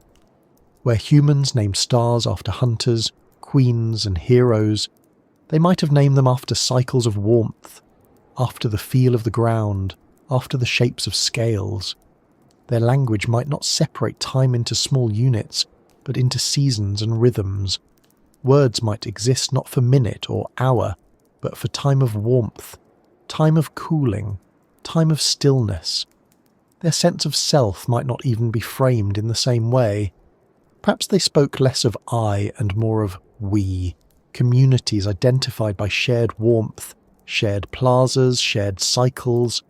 Communication between cities would have been slower too. Messages carved into portable stones carried over distances. Perhaps signals made with sound or vibration that travelled farther than voices. Imagine a line of stones placed across a landscape, each resonating when struck, carrying a rhythm from one community to another. Long-distance communication would not have been about speed, but about patience, a message arriving not in minutes but in days, like a slow wave moving through the land. Even gestures would have been part of language. Humans gesture constantly with hands and faces, but reptiles lack expressive faces in the way we do. Their communication would have relied on other signals, tail movements, posture, colour changes in scales if they had developed them. A lifted tail tip could mean challenge, a lowered head submission, a slow side-to-side sway of the body agreement.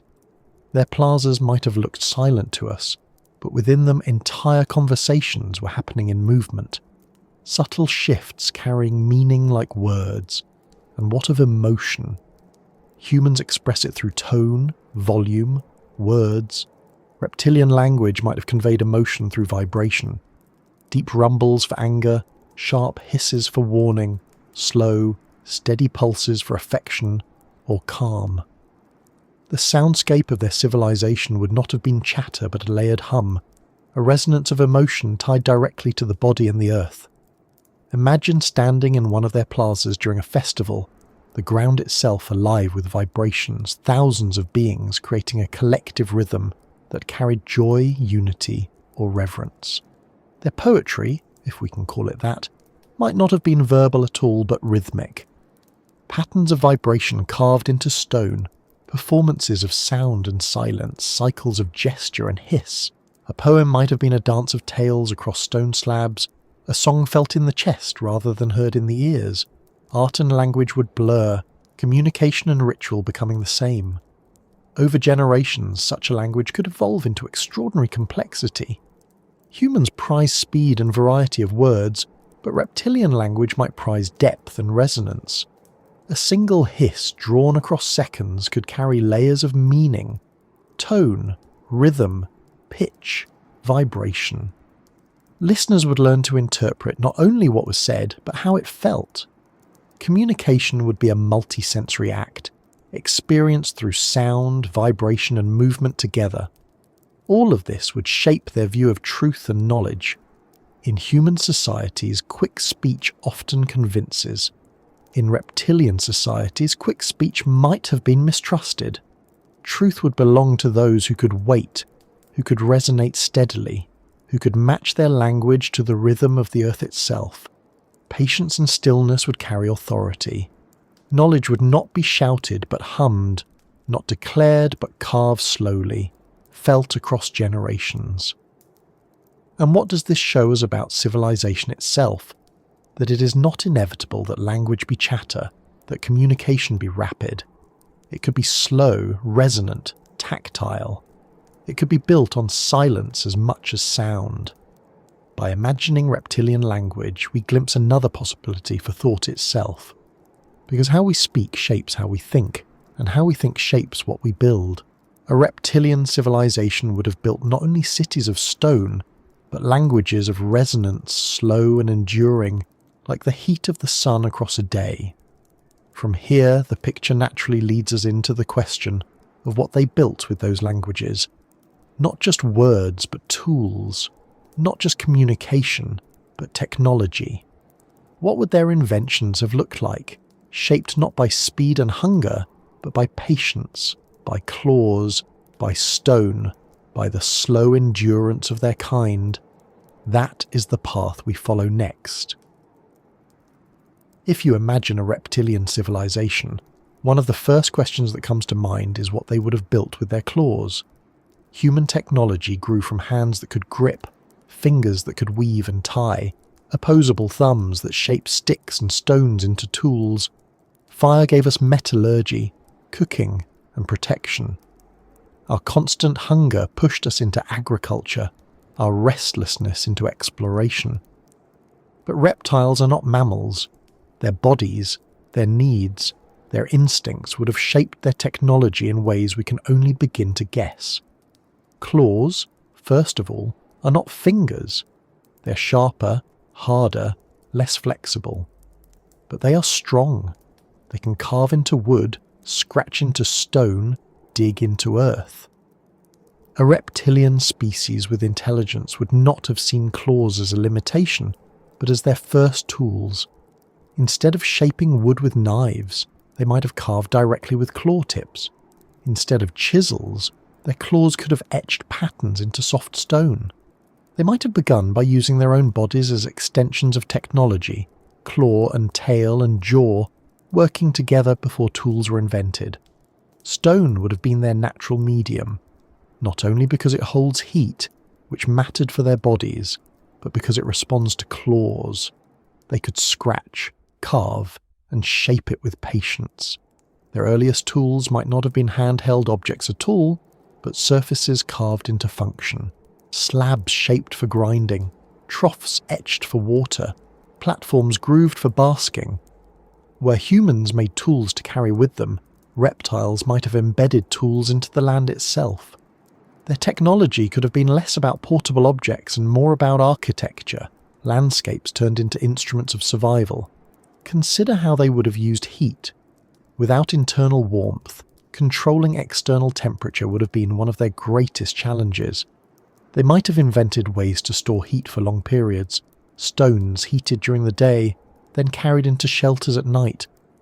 Perhaps they discovered minerals or substances that retained warmth longer, using them to create heated chambers where they could remain active even after sunset.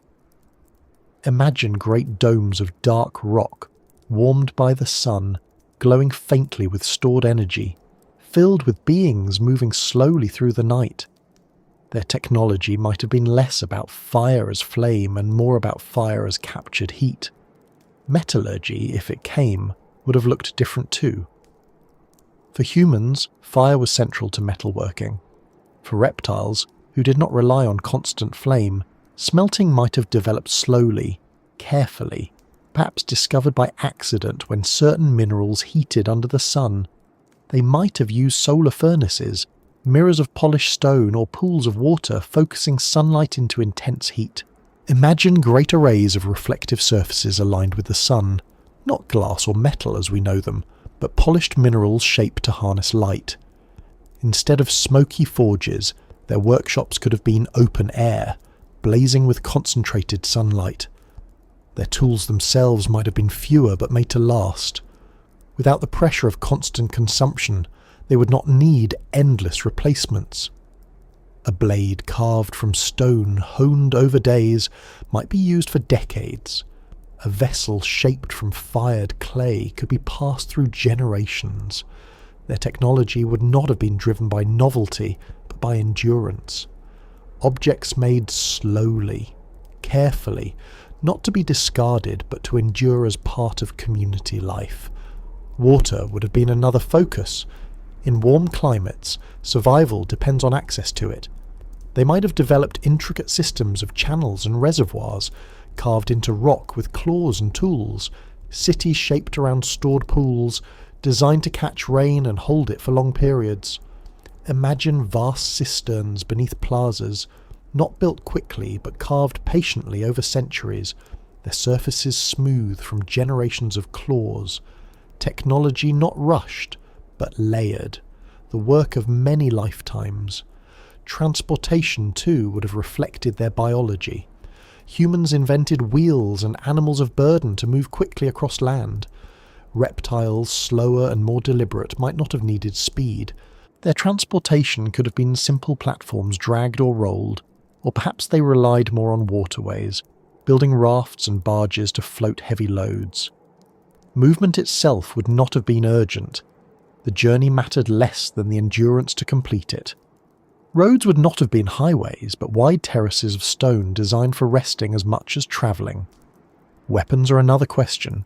Humans, driven by conflict, developed spears, swords, arrows. Reptilian beings, with claws and teeth already formidable, might have relied less on weapons at first. Their first tools of conflict could have been enhancements of what they already had. Stone tips fitted to claws, sharpened extensions, tails weighted with stone to strike harder. Over time, they might have developed weapons that emphasized patience and precision, nets, snares, traps that required waiting. Warfare might have been less about charging armies and more about endurance, wearing enemies down by denying warmth or access to resources. And then there is writing, which in many ways is technology too. Humans wrote with ink on papyrus carved into clay, painted on walls. Reptilian beings with claws as natural styluses might have scratched directly into stone. Their writing could have been lines etched into surfaces, patterns carved across plazas. Knowledge itself might have been written into architecture, the city a living record of its people. Imagine walking across a courtyard where every slab is inscribed, every step tracing the memory of generations. To us it would look like decoration. To them it would be text. Their art as technology cannot be ignored either. Humans invent art as expression, but also as a form of shared identity. Reptilian beings might have painted scales with minerals, creating shimmering displays of colour. They might have crafted rattles, drums, and instruments to amplify vibrations. These were not just expressions, but technologies of communication and cohesion, ways to bring the community into rhythm with one another. A performance could be as functional as a speech, as binding as a law. Medicine in such a civilization would have followed different needs. Humans fought against infections, wounds, childbirth. Reptiles, with their ability to survive long without food and their slower metabolisms, might have faced other challenges: temperature regulation, healing from shedding, diseases tied to scales. Their medicine might have focused on minerals and stones, on creating places of ideal warmth for recovery. Healing would not be a matter of herbs or potions, but of environments carefully shaped. Warm chambers for renewal, cool pools for calming, rituals of shedding guided by healers who understood the cycles of the body. It is also possible their technology would have extended to manipulating their own biology. Many reptiles change colour to regulate heat or signal mood. If intelligence had developed, perhaps they learned to enhance or control these abilities, using pigments or minerals to alter their scales deliberately. Their bodies themselves could have become tools, painted and patterned for communication, for ritual, for survival. A civilization that saw the body not as separate from technology, but as its first canvas. Over millions of years, such a civilization could have advanced in ways we struggle to imagine. Perhaps they learned to store energy not as fire but as chemical reactions within minerals. Perhaps they learned to create vast underground chambers where temperatures remained constant, cities alive beneath the surface. Perhaps they shaped technology not to dominate nature as we have, but to merge with it, creating landscapes that looked natural but were engineered for survival. But whatever they built, it would have been erased. The earth is ruthless in its recycling. Stone crumbles, metals rust, landscapes shift. The traces of our own technology, if left for tens of millions of years, would vanish too. The skyscrapers of today would erode into dust, the circuits of our machines dissolve, the plastics eventually broken down. What chance would reptilian technology from 100 million years ago have to survive? Almost none. That's why this remains an imagining, a speculation shaped more by myth and possibility than by evidence. And yet, by imagining their tools, we learn something about ours. We see how much of human technology is shaped not by intelligence alone, but by biology. Our thumbs, our hunger, our warmth. They pushed us one way. Claws, patience, cold-blooded rhythms would have pushed them another. Technology is not universal. It is an expression of what a species needs, what it fears, what it values. Civilization in that sense is biology turned outward. So picture it. Plazas carved with inscriptions, reservoirs etched from rock, reflective stones aligned with the sun, tools built into the land itself, claws scratching meaning into stone, tails pounding rhythms into earth, scales painted in shimmering patterns. A civilization not of fire and speed, but of endurance and resonance.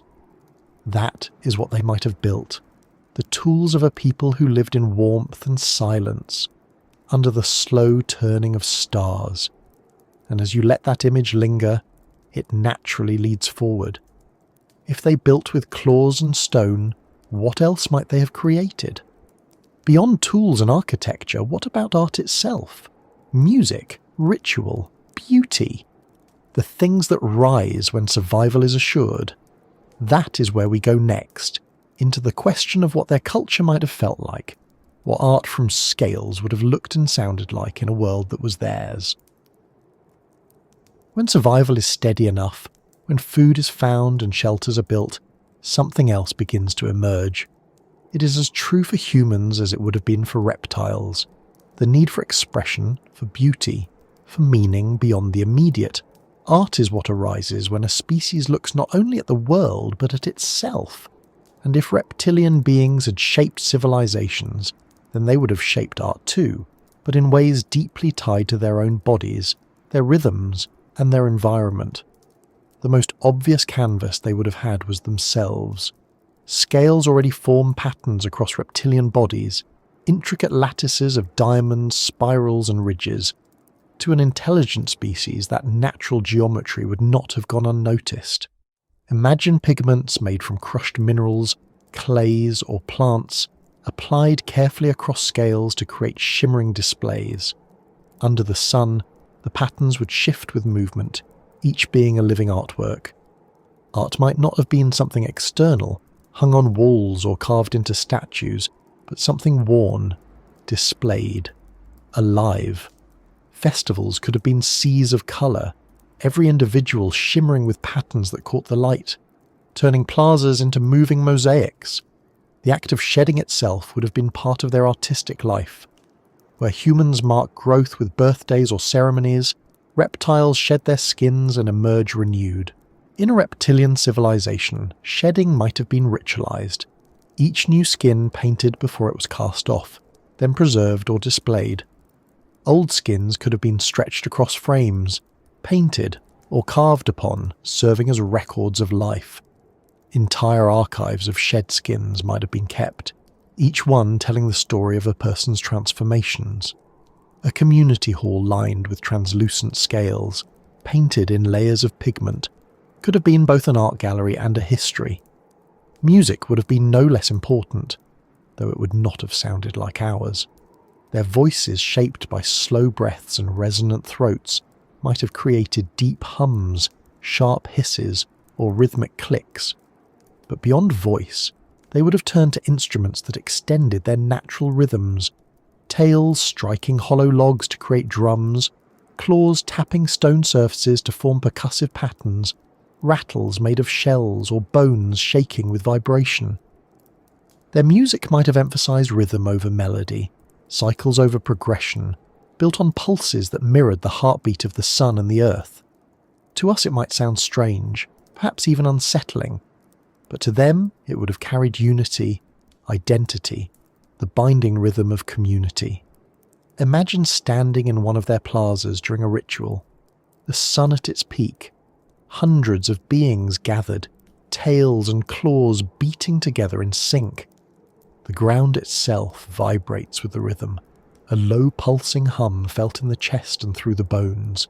Painted scales shimmer, bodies move in slow deliberate dances, arcs of tails and sways of heads forming patterns like waves across the crowd. The sound is not something you hear alone, it is something you feel, a resonance that binds every individual into one living rhythm. That is art not as decoration but as experience, shared across an entire community. Their stories would have been shaped by their biology as well. Humans tell myths of fire, of warmth, of hunger, of passion. Reptiles, tied to cycles of heat and cold, of stillness and motion, would have told stories of patience, endurance, renewal. Heroes not who charged forward, but who waited for the right moment. Wisdom not found in fire stolen from the gods, but in the shedding of skin, the slow watching of stars, the survival of drought and flood. Their myths might not have rushed toward climaxes, but unfolded slowly, like the turning of seasons. To listen to a story might have taken hours, even days, each part told with long pauses, each silence as important as the words. Rituals too would have reflected these rhythms. Where we gather around fire, they would have gathered around heat stored in stone. Festivals at the height of summer, ceremonies of renewal when shedding occurred, rituals of patience during cooler months. Their rituals might not have required frenzy or urgency, but calm endurance. Imagine a ritual where the entire community lies together on sun-warmed stone, motionless, sharing silence and heat. That collective stillness itself could have been sacred, a reminder that survival was not in speed but in patience. They might also have seen art in the shaping of the land itself. Just as they carved tools into stone and reservoirs into earth, they could have arranged entire landscapes into patterns. From the ground, it might look like terraces or plazas, but from above, the shapes could reveal vast serpent forms, spirals, or fractal designs. To them, these would not have been abstract decorations, but living art tied to the cycles of the sun. Certain days of the year, shadows would align with the carvings, light filling patterns, transforming the city into a giant performance of sun and stone. Symbols in their art would likely have reflected what mattered most to them: the sun, cycles of warmth and cold, water, scales and shedding. A spiral could represent renewal, a diamond the interlocking strength of scales, a wave the rhythm of heat and cool. Their world would be filled with these shapes, carved into stone, painted on scales, danced into rhythms. Even their tools might have been decorated with patterns, each object carrying meaning as well as function. And while much of their art might have been collective, there would still have been individuality. Just as humans sing songs alone or paint portraits, reptiles might have expressed themselves through unique scale patterns, private carvings, or solitary dances. The line between personal and communal art might have been thinner, but the need for individual expression would not vanish. Perhaps the greatest artists were those who could blend personal identity with community rhythm, creating works that resonated both with the self and with the whole. Their rituals around death would reveal another dimension of their art. Humans bury, burn, or honour bodies with monuments. Reptilian beings might have painted the scales of the deceased one final time, then shed and preserved their last skin as a relic. Death might not have been seen as an end, but as another cycle of shedding, a passage into stillness. Ceremonies could have been slow, quiet, focused not on grief expressed in tears, but on silence, on vibrations felt together, on the steady hum of the community sending one of its own into another form. Their cemeteries might not have been filled with monuments, but with patterns carved into stone, spirals and scales etched as reminders of cycles unbroken. Over generations, their art, music and rituals would have deepened. Just as human cultures built traditions that stretched across centuries, reptilian cultures would have layered their expressions. A single rhythm could be passed down for hundreds of years, unchanged yet alive. A spiral pattern could appear in every plaza, every tool, every festival, becoming the symbol of endurance itself. Their art would not have sought constant novelty, but renewal, repetition, the beauty of the cycle. To them, art was not a break from life, but life itself, reflected and celebrated. And even if nothing of it remains now, the echoes might still linger.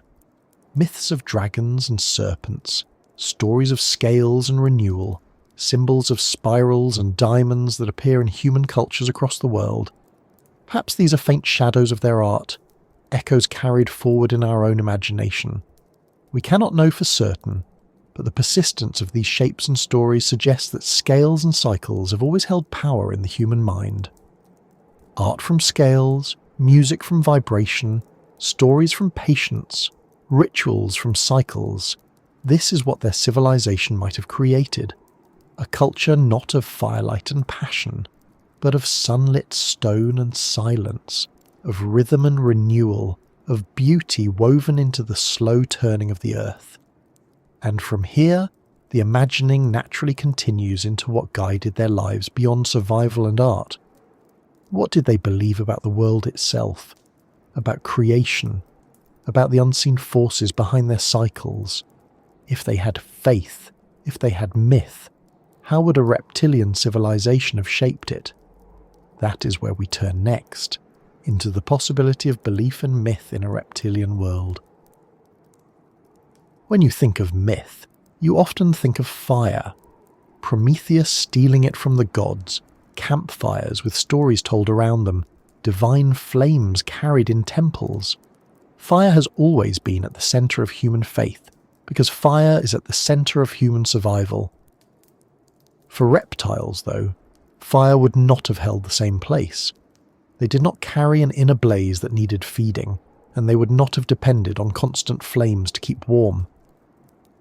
Their myths and faith, if they had them, would have grown from other sources. For them, the sun would have been the most immediate and undeniable divine presence. The sun, for reptiles, is not an abstract star in the sky. It is a living force felt every day in the blood, in the quickening of movement, in the sharpening of thought. Without the sun, they slow, weaken, retreat. With it, they awaken, thrive, endure. To such beings, the sun would not have been a distant god, but the closest one, a deity not hidden in clouds or fire, but present every morning. Worship might not have been a matter of building temples with roofs, but of building plazas open to the sky, great stone courts where light could fall directly onto scales. Faith would have been lived in warmth, not in flame. Cycles, too, would have shaped their beliefs. Reptiles live by cycles more than mammals do. Cycles of heat and cold, of shedding and renewal, of waiting and striking. Their myths might not have been linear tales of beginnings and endings, but cyclical stories of return and renewal. Creation myths could have described not a single origin, but an endless repetition. The world shed like skin, renewed over and over, life reborn in each cycle. Death would not have been seen as final, but as another turning, another shedding into a different form. To them, immortality might not mean escaping cycles, but becoming part of the endless rhythm itself. Water would also have been sacred. For humans, rivers meant farming, transport, life itself. For reptiles, water is both survival and transformation. Many reptiles are tied to wetlands, rivers and seas. Crocodiles lurk in rivers. Turtles live both on land and in water. Snakes swim as easily as they crawl. Water is where life begins, where eggs are laid, where renewal comes. Their myths might have placed water as the womb of creation, the endless pool from which all life sheds and emerges. Ritual baths, not for cleanliness but for renewal, might have been central to their faith. Communities could have gathered by rivers not only for survival, but for ceremony. Their gods, if they had named them, would not have been warriors with weapons or kings with crowns. They might have been cycles themselves, gods of warmth and stillness, of shedding and regrowth, of drought and flood. A deity of patience, perhaps, revered above all others, not because it was dramatic or fiery, but because patience is survival. Faith might have taught that to endure, to wait, to remain still until the right moment was divine. A reptilian saint would not be one who fought boldly, but one who endured quietly, outlasting all others. Temples might not have been enclosed sanctuaries filled with smoke and fire. They might have been great open spaces of stone, aligned with the sun, where light and shadow marked sacred times.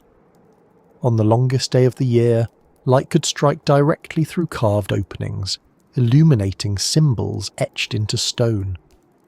On the shortest day, the community might have gathered in silence, waiting together for the slow return of warmth. Their rituals would have been less about words and more about presence, bodies lying still under the sun, tails striking rhythms, vibrations felt through the ground. Silence itself could have been prayer.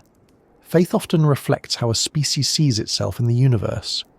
Humans imagine gods with human qualities, jealous, loving, wrathful, merciful. Reptilian beings might have imagined gods not with faces and emotions, but with rhythms and cycles. Divine beings not as persons, but as forces, heat, renewal, endurance, patience. Their myths might not have been about battles between personalities, but about the endless play of heat and cold, light and dark, shedding and regrowth. A myth of creation might have described the world as the great shedding of a cosmic serpent, its skin cast off to form mountains and seas, its new body shining as the stars above. Rituals of shedding would likely have been at the centre of their faith.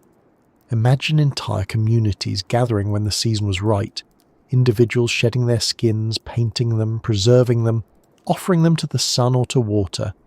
Each shed skin would have been seen not as waste, but as sacred, a symbol of survival, of renewal, of the divine cycle itself.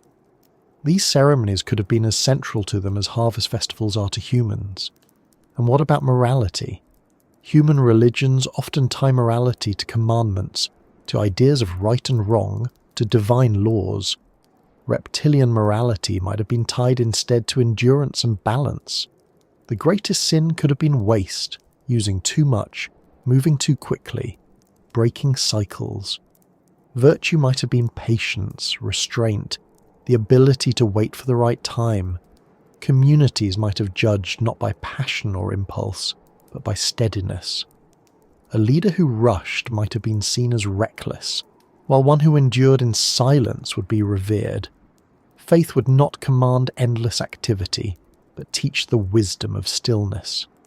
Death rituals would have been slow, quiet, reflective.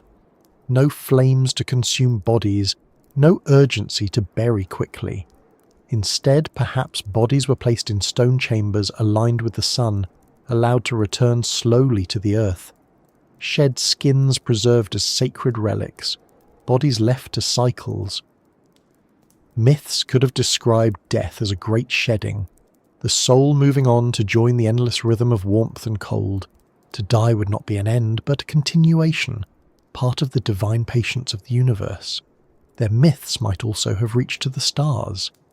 Night would have been still, quiet, their bodies slowed, their eyes turned upward. Constellations might have been imagined not as stories of heroes and beasts, but as cycles of shedding, spirals of scales, great serpents encircling the world. The Milky Way itself could have been seen as the shed skin of a cosmic being, stretched across the sky.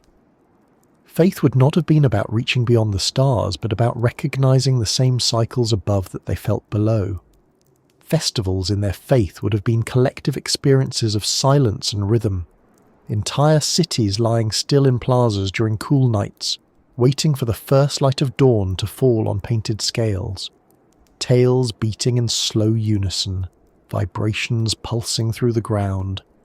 Music not of melody, but of resonance, bodies shimmering with pigments, shedding skins lifted as offerings. The festival itself would not have been about frenzy, but about renewal, a reminder that all things move in cycles. And perhaps most of all, their faith would have been less about separation between sacred and ordinary. For us, religion is often something separate, a practice apart from daily life. For reptiles, faith might have been simply life itself, every bask in the sun a prayer, every shedding a ritual, every cycle of warmth and cold a reminder of the divine. There would have been no need for sharp boundaries between holy and ordinary. The world itself, in its patience and endurance, would have been sacred. Of course, none of this can be proven. There are no temples, no carved stones, no myths preserved from a reptilian world. But by imagining what they might have believed, we reveal something about ourselves, that our myths come from our bodies, our needs, our survival, that our faith is not universal, but biological, cultural, tied to the way we live, and that somewhere in the cycles of sun and stone we can glimpse what another path of faith might have looked like. And as we leave this imagining, we carry the question forward. If they had faith, how did they see others? Did they imagine themselves as the only beings of importance? Or did they see mammals and other creatures as part of their cycles? Were we, in their world, pets or prey, sacred or insignificant? That is where the wondering leads next, into the question of how mammals might have appeared in a reptilian civilization. When you picture a reptilian civilization shaping the Earth long before us, it's natural to wonder where mammals would have fit into that world. Today we live in a world built by mammals, and reptiles exist on the edges of our lives, kept as pets, feared as predators, or admired as curiosities. But if history had taken a different turn, the roles would have been reversed. In a civilization built by scaled beings, mammals would have been the small, fast, furry creatures at the margins, and the question would not have been whether reptiles were our pets or our prey, but whether we were theirs. The first thing to keep in mind is scale. For much of the Mesozoic era, mammals were small, shrew-like, nocturnal, hiding in burrows, feeding on insects and seeds. To an intelligent reptilian species, mammals would not have appeared as rivals. They would have looked like weasels or mice do to us, fast, twitchy, noisy, with lives that seemed frantic and strange. Their constant hunger and restlessness would have been baffling to a species that thrived on patience and silence. Reptilian philosophers, if they had them, might have written about mammals as curious little fire carriers, strange beings who wasted energy at every moment. Would mammals have been prey? Quite possibly. Many reptiles are carnivorous, and mammals would have been an easy source of food. Their small bodies, their constant scurrying, their tendency to live in groups, these would have made them accessible. Reptilian hunters, armed with patience and claws, could have gathered them as we gather chickens or rabbits. To them, mammals might not have been noble prey, but everyday sustenance, something hunted or trapped without ceremony. A reptilian city might have had pens not for livestock in our sense, but for colonies of small mammals bred for food, their numbers controlled carefully, their cycles of breeding observed. But prey does not mean only food. Prey can also mean resource. Fur, for example, would have been valuable. Reptiles have scales, not soft coverings.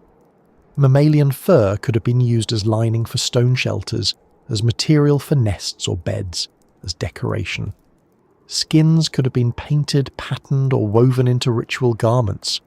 To reptiles who relied on warmth from the sun, fur would not have been necessary for survival, but it could have been seen as exotic, even luxurious.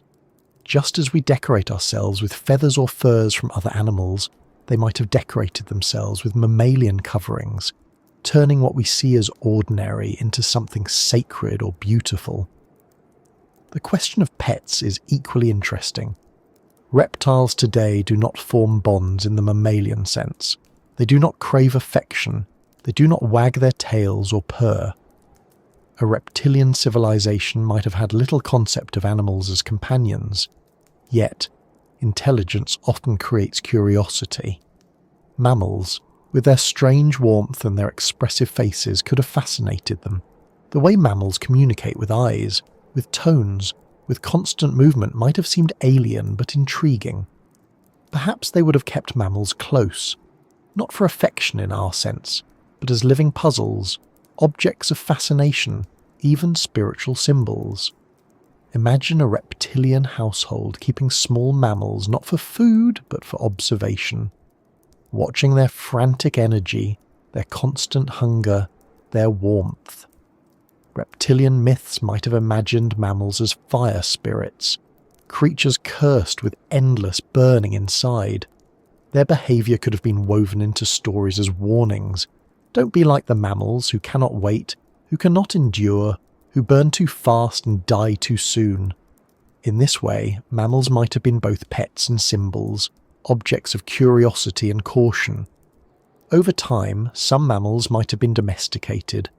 Just as humans turned wolves into dogs, perhaps reptiles turned small mammals into useful allies. Quick, energetic, able to squeeze into places reptiles could not. Mammals might have been trained as hunters of insects, as alarm systems, as cleaners of scraps. A civilization that prized patience could still see value in restless creatures, turning their constant energy into service. Imagine small mammals bred to live alongside reptilian beings, darting through stone plazas, chirping or squeaking in ways that warned of danger. Pets, perhaps, but not companions in the mammalian sense, more like tools made alive. Yet there is another possibility, more unsettling, that mammals with their warmth and energy could have been seen as threats. To reptiles, who lived by stillness and cycles, mammals might have seemed too chaotic, too unstable. Their rapid breeding, their constant hunger, their warmth spreading into every environment, these traits could have marked them as invasive, dangerous, needing control. In such a view, reptiles might have hunted mammals not just for food, but for balance, keeping their numbers low, preventing them from overrunning landscapes. Mammals might not have been livestock, but pests, creatures always at the edge of civilization, never fully trusted. And yet, imagine the turning point. Civilization does not last without curiosity. A reptilian people, wise and patient, might have begun to study mammals more closely. Not just their fur or their energy, but their behaviours. They might have noticed how mammals nurtured their young, how they formed close bonds, how they communicated with constant signals. Perhaps reptilian thinkers would have seen in mammals something alien yet admirable, a kind of warmth not of the sun but of relationships. Where reptiles relied on cycles of the environment, mammals relied on each other, feeding, guarding, warming their young. To cold-blooded beings, that might have looked almost magical. Myths could have emerged portraying mammals as symbols of passion, of fire, of restlessness, not divine in the way the sun was divine, but important in their own way. Reminders that there are many paths to survival.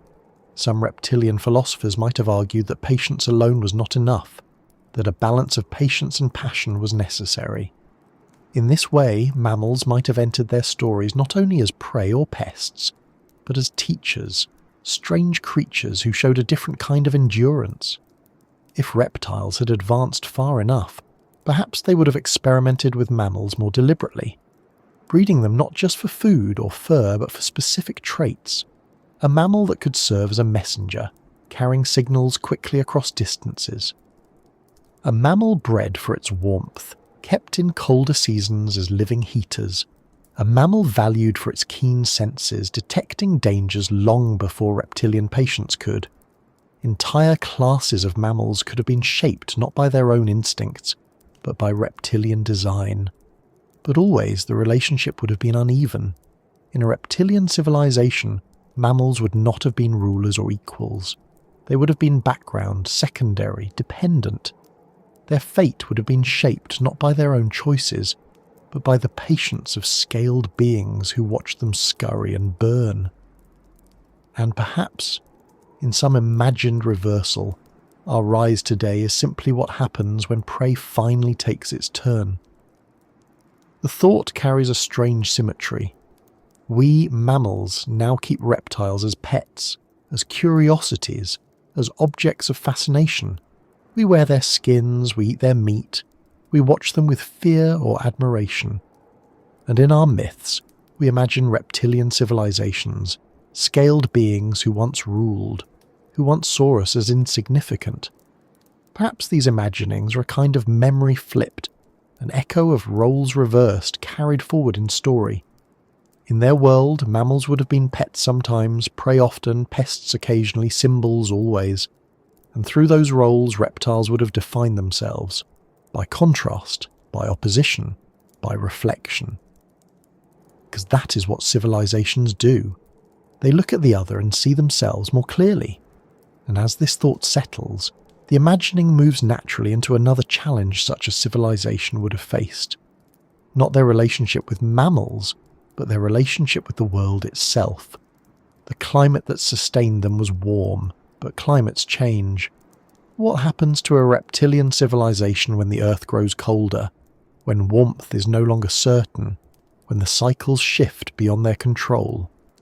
That is where the wondering goes next, into the great climate question that would have shaped their destiny.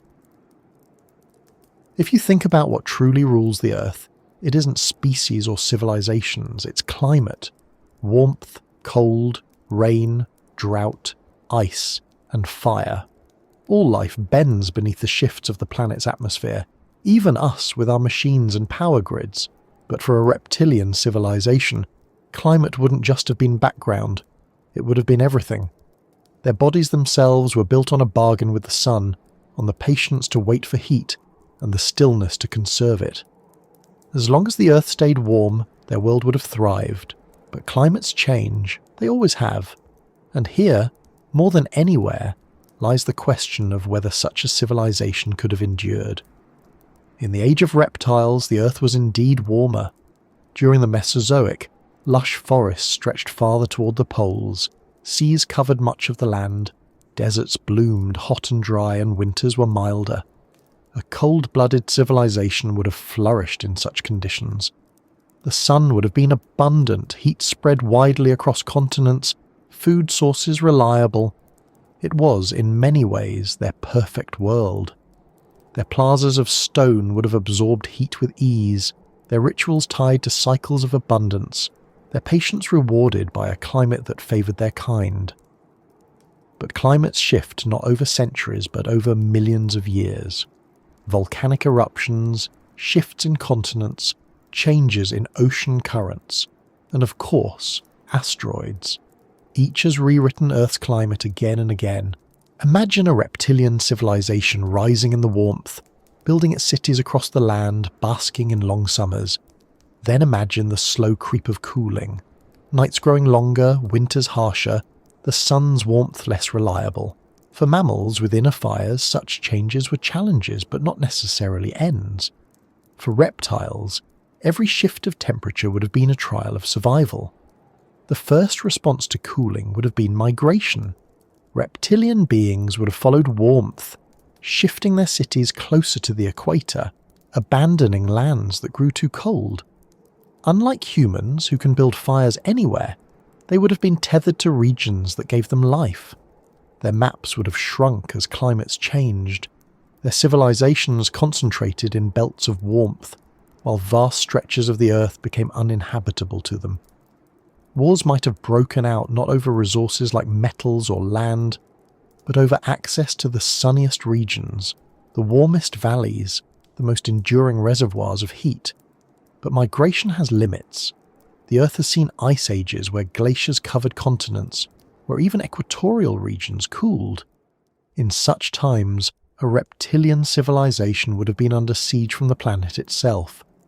They might have built larger and larger structures to trap and store heat, vast domes of black stone, reservoirs of geothermal warmth, underground chambers where temperatures remained stable. Technology would have been pushed not by ambition but by necessity. The desperate need to survive through cold seasons that stretched longer than memory. Entire cities might have moved underground, basking not in sunlight, but in the slow heat of the Earth's core, clustered around volcanic vents or geothermal pools. Religion and myth would have shifted with climate as well.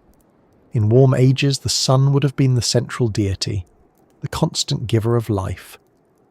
But as warmth dwindled, myths of struggle would have grown, the sun dimming, the cycles betrayed, patience tested beyond endurance. Perhaps entire mythologies would have emerged around the battle between warmth and ice, light and shadow, endurance and extinction. Priests and prophets might have spoken not of eternal cycles, but of broken ones, of the need to endure through ages of trial until warmth returned. Faith itself would have become a survival strategy. And yet, patience only goes so far. Ice is relentless. In the long history of Earth, there have been moments when global temperatures plunged, when glaciers advanced across continents, when entire ecosystems collapsed.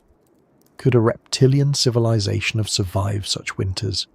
Perhaps some would, in isolated pockets, clinging to warmth near volcanoes or in sheltered valleys.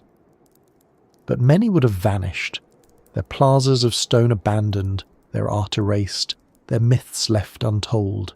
Civilization itself might have become cyclical, rising in warm ages, collapsing in cold ones, reborn when climates turned again. This cyclical pattern would have shaped their identity. Where humans think of history as progress, ever upward, reptiles might have thought of it as renewal, collapse and rebirth, the endless shedding of civilizations themselves. They might have accepted that no city, no empire, no achievement would last forever. Just as they shed their skins, so too would they shed their civilizations, waiting for warmth to return, patient in the face of extinction. To them, collapse might not have been failure, but inevitability. But the colder the Earth became, the more mammals would have gained the advantage. Warm-blooded bodies can run in frost, hunt in snow, endure in shadows where reptiles fall still.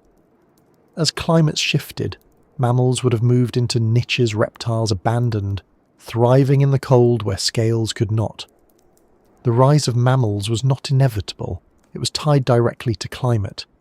A reptilian civilization would have watched with unease as small, frantic, warm-blooded creatures grew more numerous, more confident, filling spaces once theirs.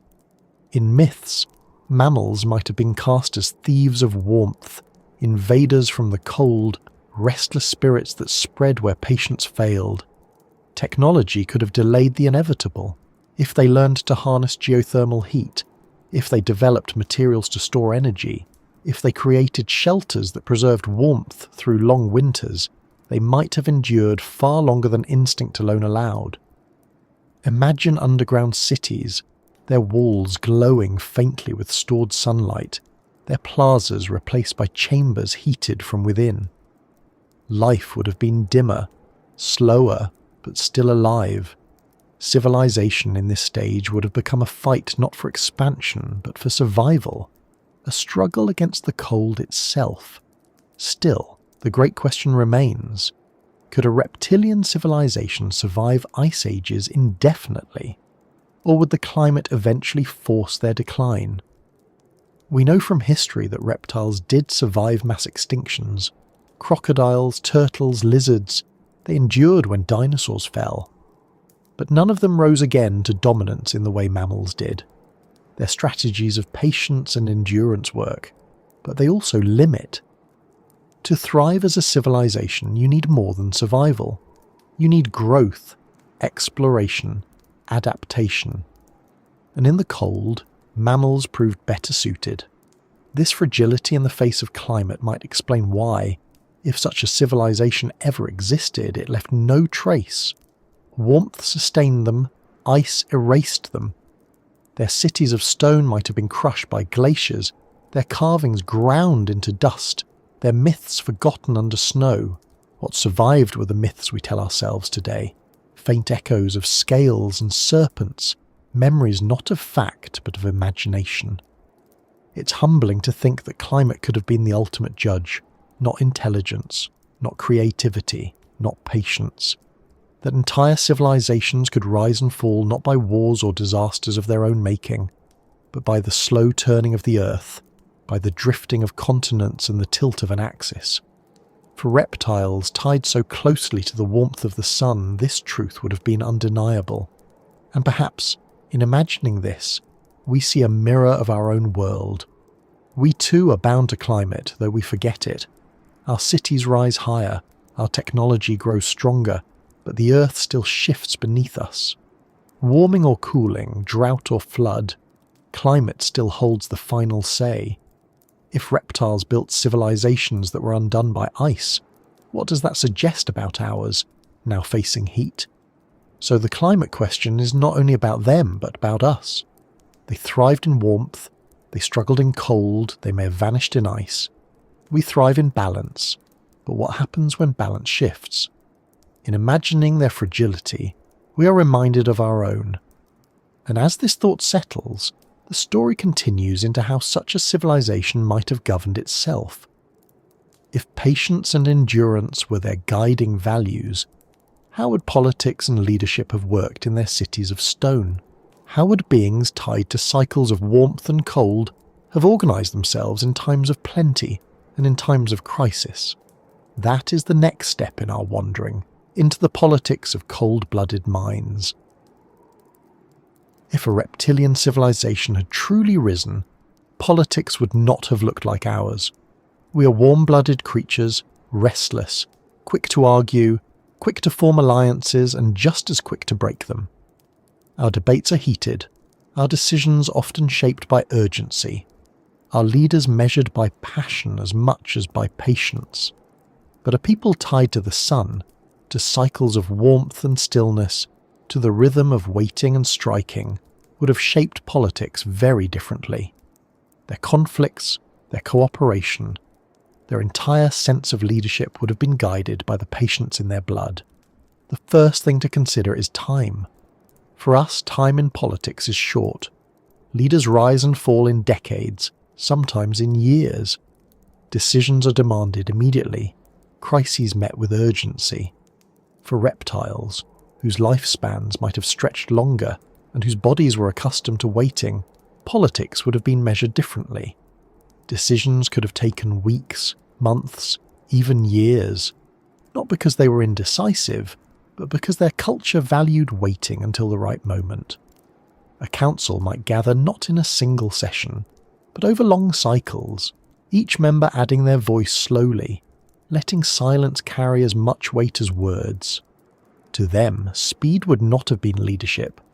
It would have been recklessness. Leadership itself might not have been based on charisma or passion, but on endurance. The leader was not the one who shouted the loudest, but the one who could remain still the longest. In a reptilian council, the most respected might have been those who listened through entire debates without breaking silence, finally speaking only when the time was right. Their words would carry enormous weight, not because they were loud, but because they were rare, deliberate, considered. Authority would come from patience, but politics is never only about stillness. Conflict, too, would have shaped their lives. And conflict for reptiles would not have meant constant skirmishing or rapid wars. It would have meant strategies of waiting, of endurance. Imagine two cities of stone facing each other, not with armies clashing in hours, but with blockades stretching across seasons, roads cut off, access to warmth denied, water diverted. War as a test of patience, with each side waiting for the other to break first. A war might not be a burst of violence, but a slow strangulation, measured in cycles of the sun rather than the speed of battle. This doesn't mean violence would have been absent. When strikes came, they might have been sudden and precise, modelled after the hunting style of reptiles themselves. Long periods of stillness, then explosive bursts of conflict. Ambushes in the heat of day, assassinations in the silence of night. War would not be a constant roar, but a series of shocks separated by long silences.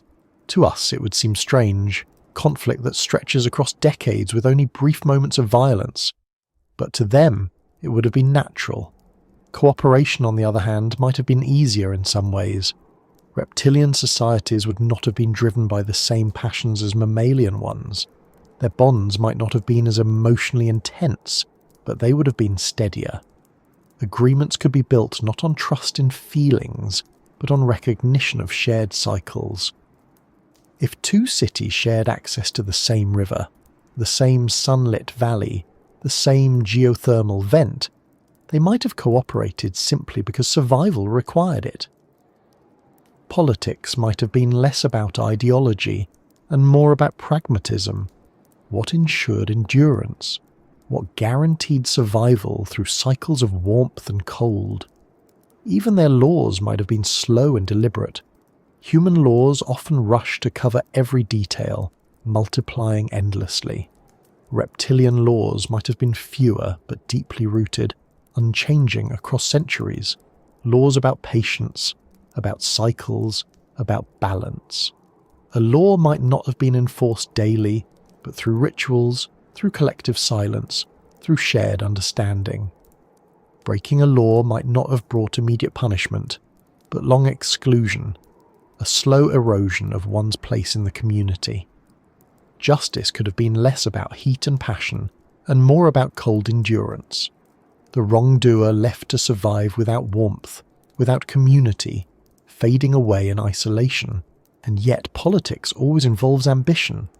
Even among reptiles, there would have been those who sought more, but ambition expressed differently. Not through fiery speeches or rapid expansion, but through slow accumulation of influence. A leader might not have seized power suddenly, but waited patiently, building alliances carefully over decades, outlasting rivals rather than defeating them directly. Power might not have been taken, but inherited through endurance, through the simple fact of being the last still standing. Religion would have intertwined with politics as well. If faith revolved around cycles and the sun, then political authority would have been linked to those who controlled plazas of warmth, reservoirs of water, temples aligned with celestial events. A leader might not have been king in our sense, but guardian of cycles, protector of patience, keeper of the sacred rhythm. Their legitimacy would not come from divine right in words, but from alignment with the natural order. To oppose them would not just be rebellion, it would be seen as breaking the rhythm of survival itself.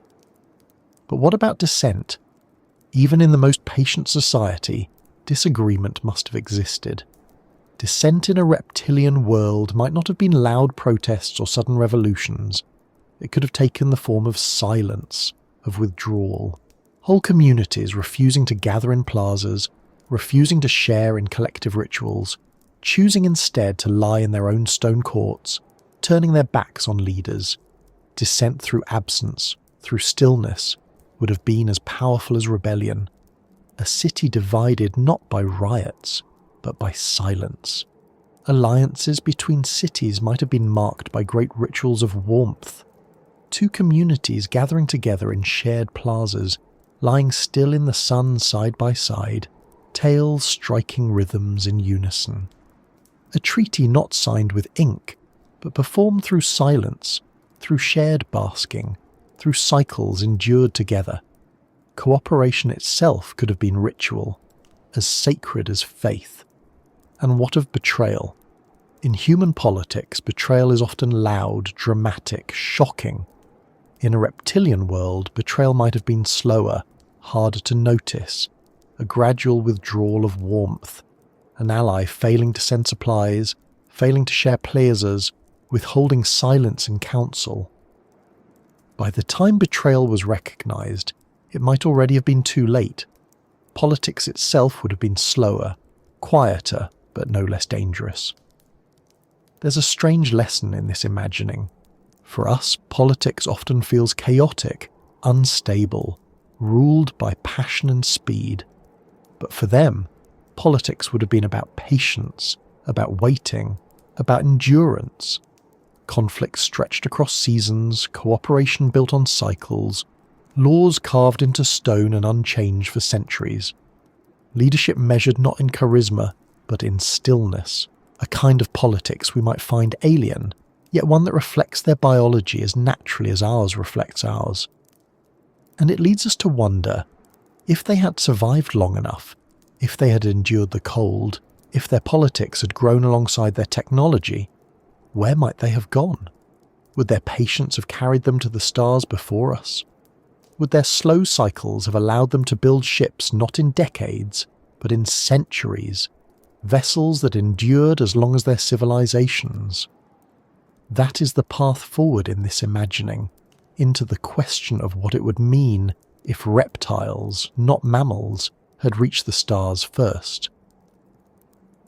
When we think about space, we often think about speed. Rockets roaring, engines blazing, countdowns ticking down to seconds. Exploration in our mammalian world is urgent, restless, always racing forward. But what if the first civilization to reach the stars had not been ours, with our quick fires and impatient hearts, but a reptilian one? What would it look like for beings shaped by patient stillness and cycles to lift their scaled faces toward the sky and imagine leaving the warmth of Earth? The first question is why they would go at all. For us, exploration has always been tied to curiosity, ambition and restlessness. We climb mountains because they are there. We cross oceans because they exist. We send ships into the void because it calls to us. For reptiles, whose entire existence was built on endurance, the drive might have been different. They would not have sought the stars out of impatience, but out of necessity. The climate question would have been pressing. As warmth declined, as ice advanced, as their cities of stone grew colder, they might have turned their gaze upward not out of hunger for conquest, but out of desperation for survival. The sun, their god, their source of life, still burned beyond the atmosphere. If Earth betrayed them with ice, perhaps the heavens held renewal. Their technology would not have been built in bursts of invention, but in layers, patiently accumulated. Where our rockets are loud and violent, theirs might have been silent, steady, relying less on combustion and more on patient harnessing of energy. Imagine vast stone mirrors focusing sunlight to power engines, solar sails stretched not over decades but over centuries, ships constructed slowly in orbit, each generation adding to them as a continuation of ritual. They would not have rushed into the void. They would have crept outward, steadily, carefully, enduringly. Even the ships themselves would have been different. Our vessels are cramped, designed for speed and efficiency. Theirs might have been sprawling, wide as their cities, shaped to absorb and retain heat. Great chambers of stone and metal designed not to fly quickly, but to carry entire communities in cycles of warmth and rest. Instead of fast rockets, think of slow arcs, ships that bask in sunlight like lizards on cosmic stones, gathering energy, storing it, moving patiently across space. Communication across space would have followed their own rhythms. Where we beam signals at the speed of light, desperate for immediate response, they might have sent slow, resonant pulses, vibrations across the void.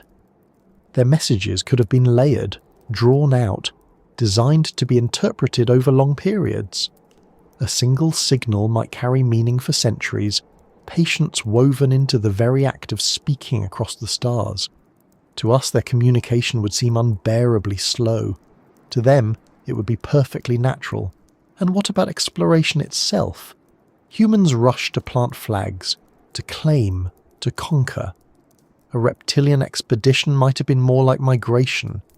They would not have sought to reach many worlds quickly, but to find one warm, patient world and endure upon it.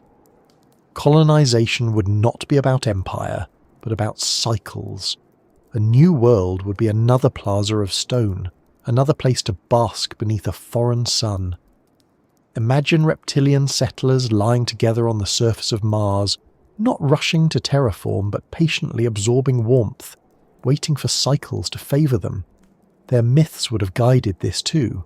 The stars seen as shed scales of cosmic serpents, as skins of the great cycle, would not have been frightening emptiness but sacred spaces. To leave Earth would not have been to abandon their home, but to join the larger cycle of the universe. Faith and science would not have been in conflict. The building of ships, the carving of orbital stations, the patient expansion outward, all of it would have been ritual as much as technology, devotion as much as invention. One can even imagine how they might have approached alien contact, if such a thing ever occurred. We would rush to communicate, to exchange, to trade. They would have waited, watching, listening, learning rhythms before speaking. Their first contact would not have been words or weapons, but silence, long observation, patience, endurance.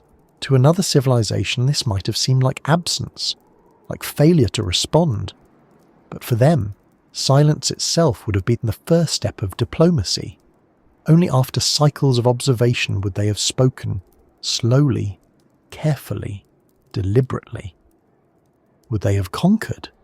It is tempting to imagine reptilian conquerors, their ships blotting out the sky, their patience turned into endless sieges across planets. But conquest might not have been their way. Survival, not domination, would have driven them.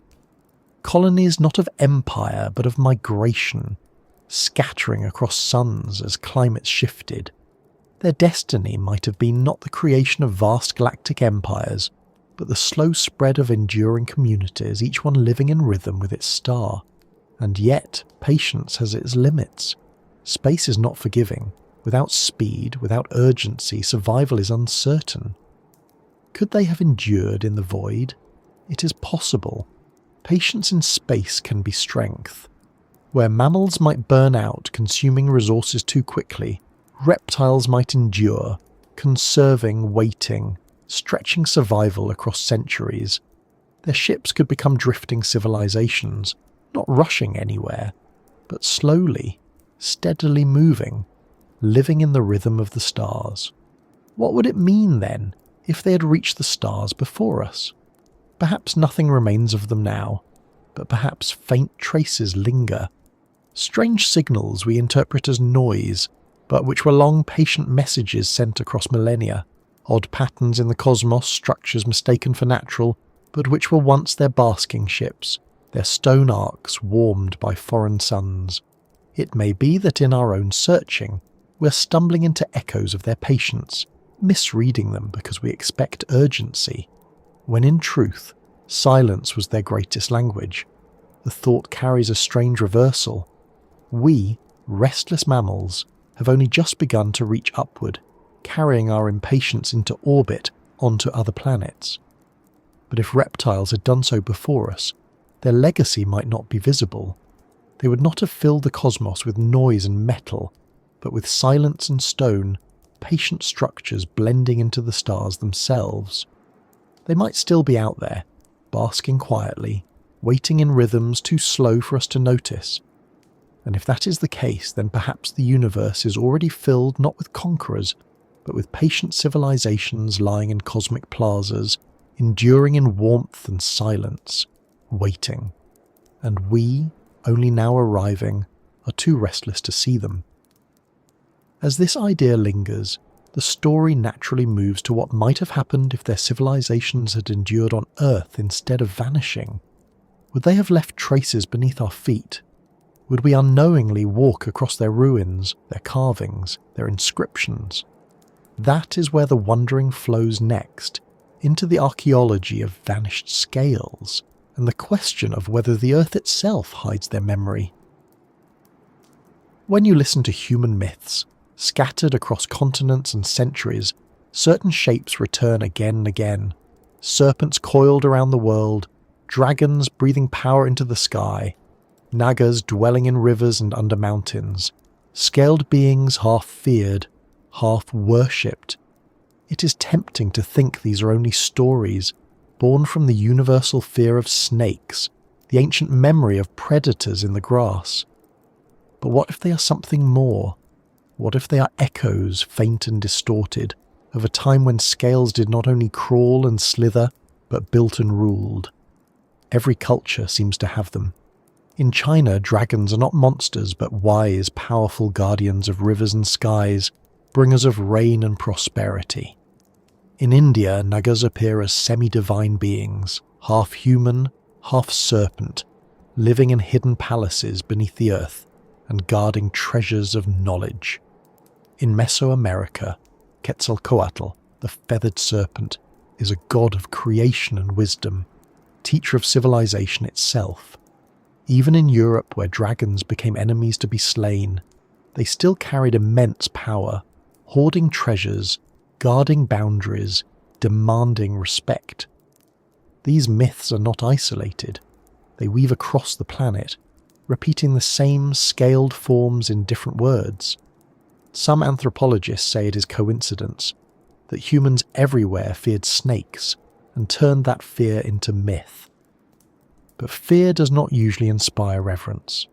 Fear might create monsters, but not gods, and yet serpents and dragons are worshipped as often as they are fought. They are teachers, rulers, protectors, even creators. Why serpents? Why scales? Why, again and again, do humans imagine beings like this not only as dangers, but as higher than ourselves? If a reptilian civilization had once walked the earth, this makes a strange kind of sense. Even if no direct memory survived, even if no carvings or ruins remained, the stories could linger. Oral traditions passed down not from knowledge but from impressions, from whispers of the past. Humans might have encountered ruins too vast to explain, or fossils of beings too strange to place, and turned them into stories of scaled kings and serpent gods. Myths would not need perfect memory, only the sense that something immense and scaled once shaped the world before us. Take the image of dragons guarding treasure. In Europe, dragons are imagined curled around hoards of gold, defending wealth against humans who seek it. But treasure does not always mean gold. To a reptilian civilization, the true treasure might have been warmth, plazas of stone, reservoirs of heat, sacred cycles guarded fiercely. Humans, arriving later, might have misremembered these sites as treasures of gold and jewels, imagining scaled beings hoarding riches underground. The myth remains, distorted, but echoing a truth that warmth itself was the prize. Or consider the nagas of India, serpent beings who live in vast underground palaces, guardians of rivers and sacred knowledge. To reptiles, water was life, and underground chambers of stone would have been essential for survival. The myth of nagas guarding treasures beneath the earth might echo civilizations that built reservoirs and tunnels, storing water as sacred. What we remember as supernatural palaces may have been carved stone cities, long since eroded, remembered only as stories of serpents below. In China, dragons bring rain, rivers, and abundance. To a reptilian culture, controlling water would have been the key to power. The association of scaled beings with rivers and rain might reflect memories of civilizations that harnessed water, built channels, shaped the flow of life. Their rituals might have been tied to rainfall, their leaders seen as masters of water. Over time, in human memory, this became dragons who flew through skies and brought rain from the heavens. Even in Mesoamerica, Quetzalcoatl, the feathered serpent, is imagined as the giver of civilization. A reptilian being teaching humans farming, astronomy, and writing. Is it coincidence that a serpent is imagined as the bearer of wisdom? Or is it a faint echo of scaled beings who truly did possess knowledge before us, whose cycles of patience and endurance shaped tools and cities long before ours? The myth of the feathered serpent could be the blurred memory of a reptilian teacher, transformed over generations into divine form. And then there is the serpent in the garden. In the biblical story, the serpent is the one who brings knowledge, who tempts humanity with wisdom. A villain in the story, but still the giver of awareness. Even here, the scaled form is linked to knowledge, to the transmission of understanding. To a reptilian civilization, knowledge carved into stone passed through cycles would have been sacred. The serpent as teacher, even as adversary, may echo this association. Skeptics would say this is overreach, that humans imagine serpents because serpents are everywhere, because their movements are alien to us, because their venom kills. But it is hard to ignore how universal these myths are, and how often they associate serpents not only with danger, but with power, wisdom, creation. Scales in myth are more than fear, they are memory, even if distorted. Imagine humans stumbling across ruins tens of thousands of years after reptilian civilizations vanished. Stone plazas aligned with the sun, carvings in spirals and scale patterns, tunnels leading underground. Without context, these could easily be mistaken for natural formations, but their presence could inspire awe, confusion, and eventually stories. A child asking what such structures were might hear from an elder. They were made by great serpents who lived before us, beings who guarded treasures and knowledge. Over time, this story would grow into myth, spreading across generations, reshaped with each telling, until dragons and nagas and serpent gods filled the imagination of cultures across the world. And myths carry power. Even today, dragons inspire both fear and fascination. They live in our films, our books, our art, not because we have seen them, but because something about them feels ancient and familiar. It is as if humanity carries in its collective mind a shadow, a memory not of our own making, but of scales that ruled before us. Whether real or imagined, they remain with us, in stories whispered to children, in carvings etched into temples, in flags and emblems that still bear dragons as symbols of power. So perhaps these myths are not only imagination. Perhaps they are echoes of a world before ours, a world of scale and stone. Not memories in the literal sense, but impressions carried forward, reshaped into dragons, nagas, and serpent gods. Stories as fossils, myths as ruins, surviving where stone and bone did not. And as you think of that, the wondering moves on. If these echoes linger in our myths, might they also linger in the land itself? Could traces of their civilization still lie buried beneath us, mistaken for natural formations waiting to be recognized? That is where the story flows next, into the archaeology of vanished scales, and the question of whether the earth itself hides their memory. When you walk through a museum and see the bones of dinosaurs assembled, towering and vast, it feels undeniable that the past is written in stone. Fossils seem like eternal evidence, proof that what lived millions of years ago still leaves marks today. But fossils are not common. They are rare accidents, lucky snapshots in a record mostly missing. The Earth does not keep everything. It buries, erases, reshapes. And when we imagine the possibility of a reptilian civilization before ours, the question rises naturally, why don't we see evidence? If cities of scale and stone once sprawled across continents, why has no trace survived for us to find? To answer that, you first have to understand just how fragile evidence really is. Fossilization is not guaranteed. For an organism to fossilize, it must be buried quickly, under conditions that prevent decay. Most creatures vanish entirely, their bones scattered, dissolved, ground into dust long before stone has the chance to hold them. When we look at the fossil record, we're not seeing a complete history. We're seeing fragments, a few scattered survivors of billions of lives. Even with dinosaurs who ruled for over 150 million years, we know only a fraction of what existed. Entire species lived and vanished without leaving a single trace. Now extend that to civilizations. Human cities are not built for the fossil record. Stone erodes, metal rusts, wood rots, clay crumbles. Even our greatest monuments are temporary on the scale of geological time. If you erased humanity today and waited 10 million years, what would remain? Skyscrapers would collapse, bridges corrode, entire cities swallowed by forests, deserts and seas. Plate tectonics would grind continents, glaciers would scrape landscapes clean, volcanic eruptions would bury evidence beneath molten rock. After enough time, even concrete would be indistinguishable from natural stone. On Earth's timescale, human civilization could vanish almost without a trace.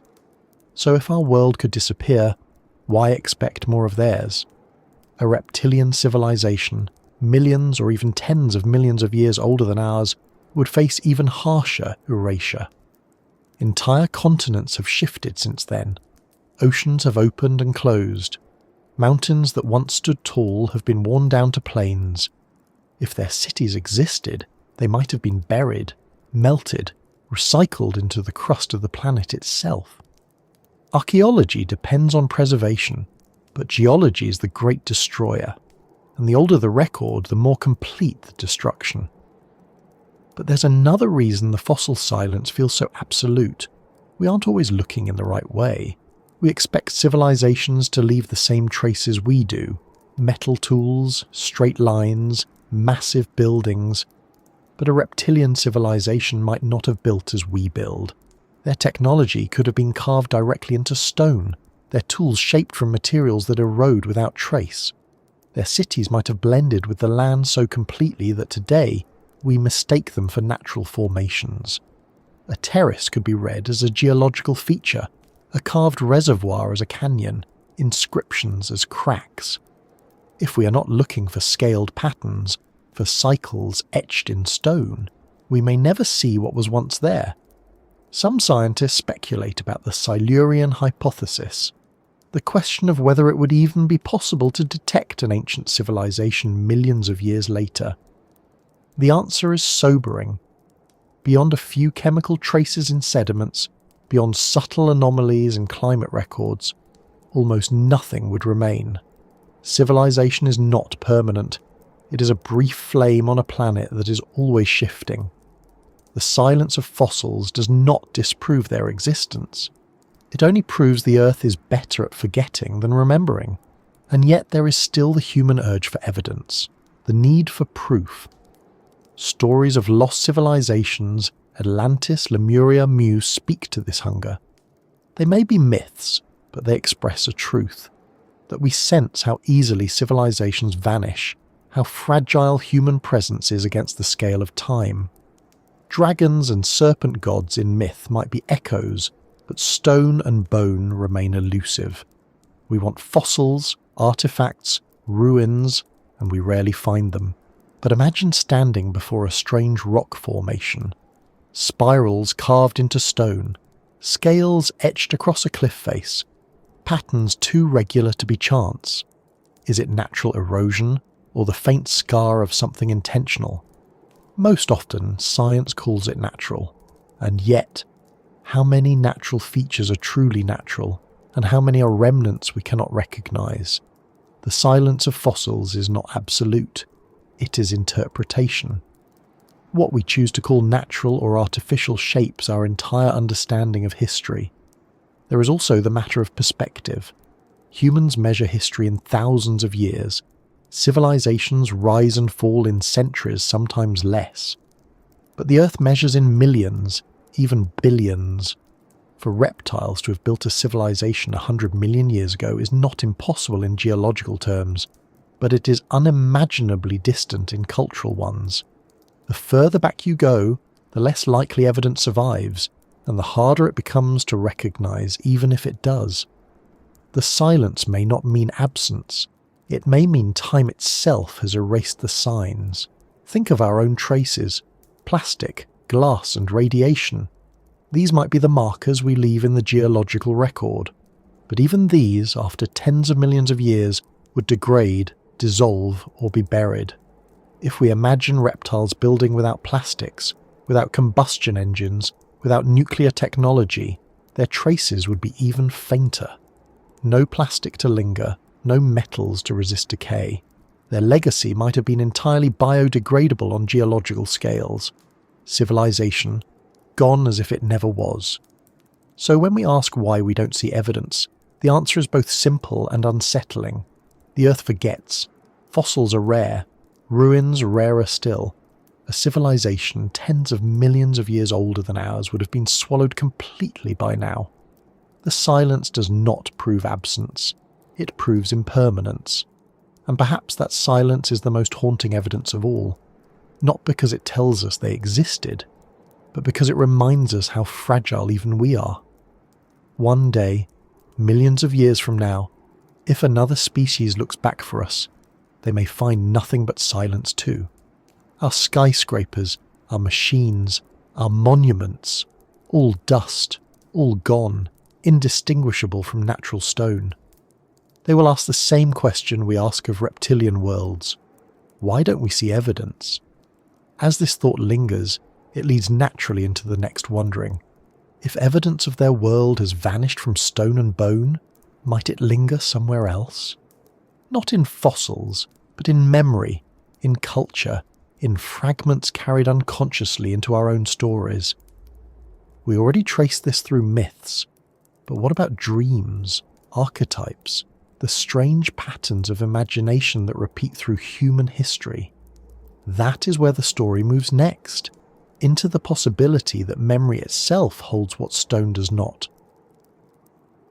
It's natural to wonder not only what reptiles might have built if they had risen first, but what the world would look like if both paths had existed side by side. Civilization is not a single destiny. It is a fragile accident, a branch that could have bent differently at countless moments. In our world, mammals became the inheritors of intelligence, our warm-blooded fires driving us to spread across the planet, restless and quick. But in another timeline, reptiles might have reached that threshold long before us, their patience turning into knowledge, their silence into language, their cycles into cities. And the question lingers, what would it have meant if both threads had existed together? Or if their thread had remained, and ours had never begun? The first parallel lies in biology itself. Humans are creatures of constant urgency. Our bodies burn fuel every second, demanding food, demanding fire, demanding motion. That urgency shaped our tools, our societies, our myths. Reptiles, by contrast, live by stillness. They endure long waits, conserving energy until the right moment to strike. If civilization is biology writ large, then our world is built on fire. Theirs would have been built on stone. And if both existed, the contrast would have been profound. Our cities rising upward, fueled by constant hunger for growth. Theirs sprawling outward, fueled by the need to gather and share warmth. Our voices filling the air with chatter. Theirs resonating in hisses and vibrations. our technology rushing forward in centuries, theirs building slowly, enduring across millennia. The relationship between the two would not have been simple. At first, mammals would likely have been subordinate, prey or pests in their world. But if both civilizations rose high enough, the roles might have shifted. Warm-blooded mammals thrive in cold where reptiles falter, while reptiles endure stillness where mammals falter. The two paths, side by side, might have filled each other's weaknesses. Imagine shared cities, plazas of stone for reptiles to bask, towers of fire and warmth built by mammals to extend activity into the night.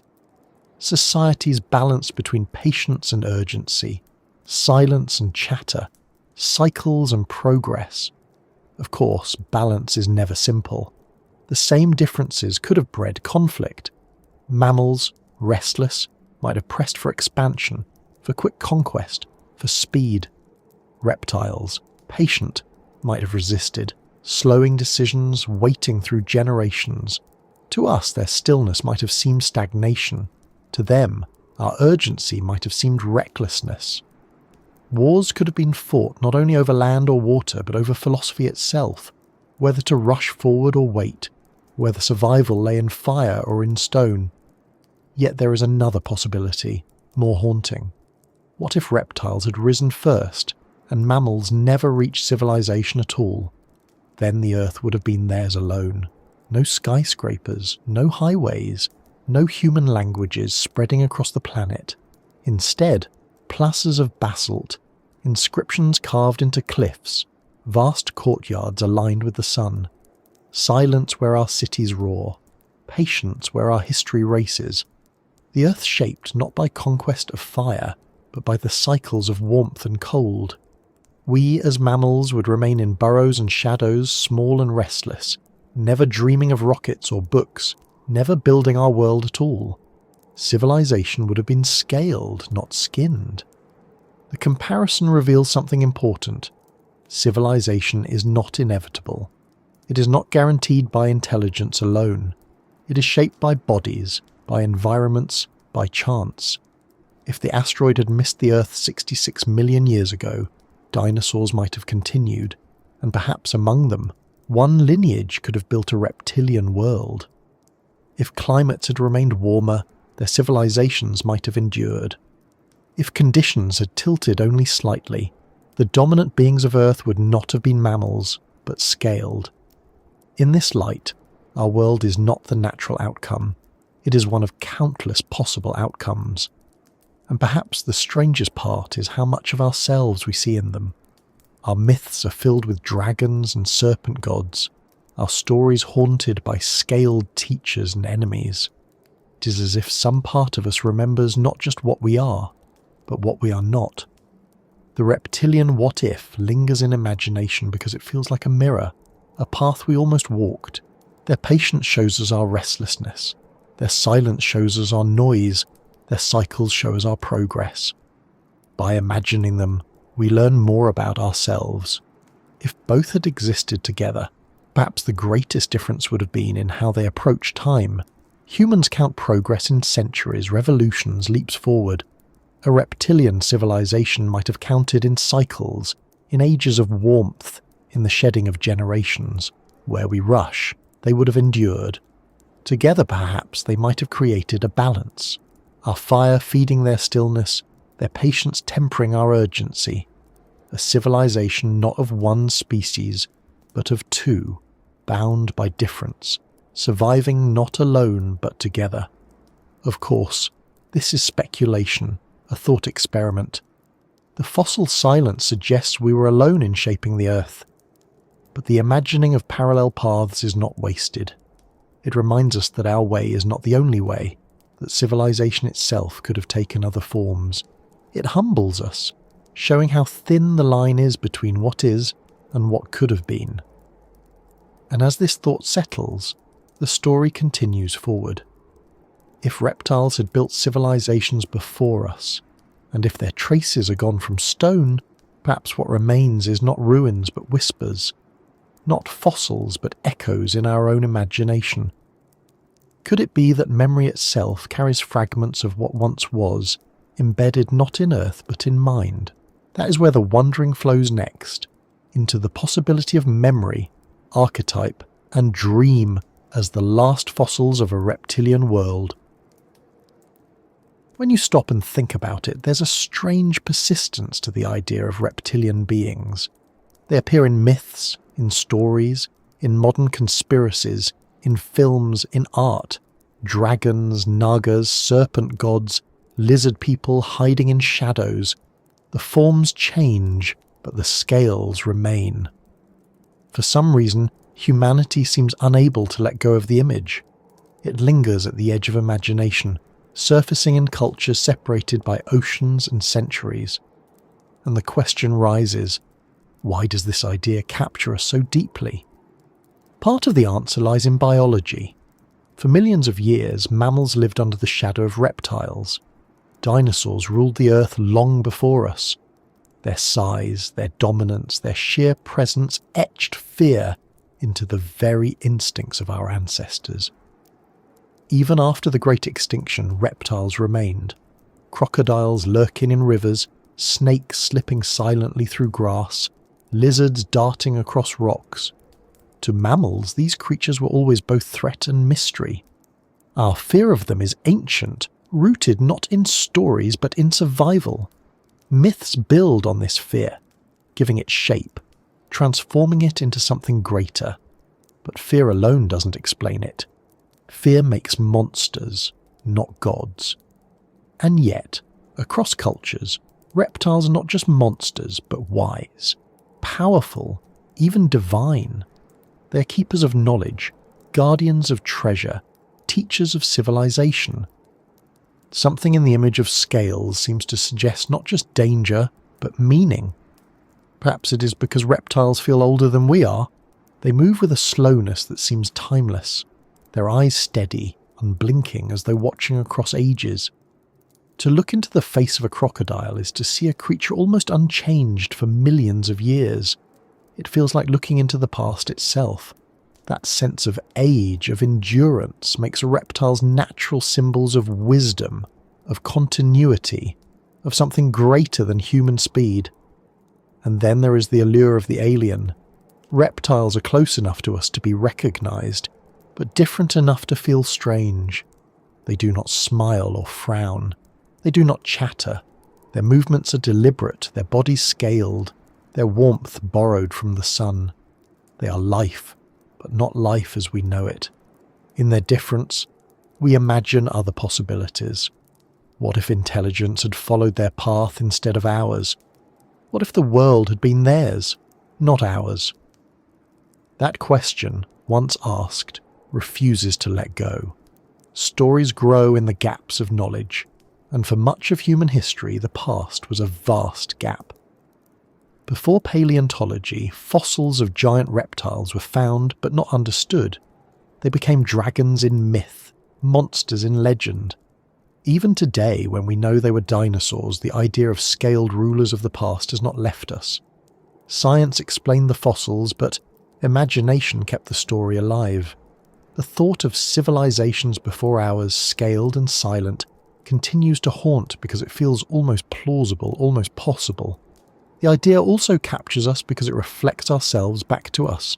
By imagining reptilian civilizations, we see our own civilization from another angle. We ask how biology shapes culture. We ask what values matter. Patience or passion, silence or speed, cycles or progress. The reptilian what-if becomes a mirror, showing us how strange we are, how accidental our path has been. In their imagined patience, we see our restlessness. In their imagined cycles, we see our obsession with linear progress. In their imagined silence, we see our noise. The fascination is not only with them, but with ourselves through them. And then there is the appeal of mystery.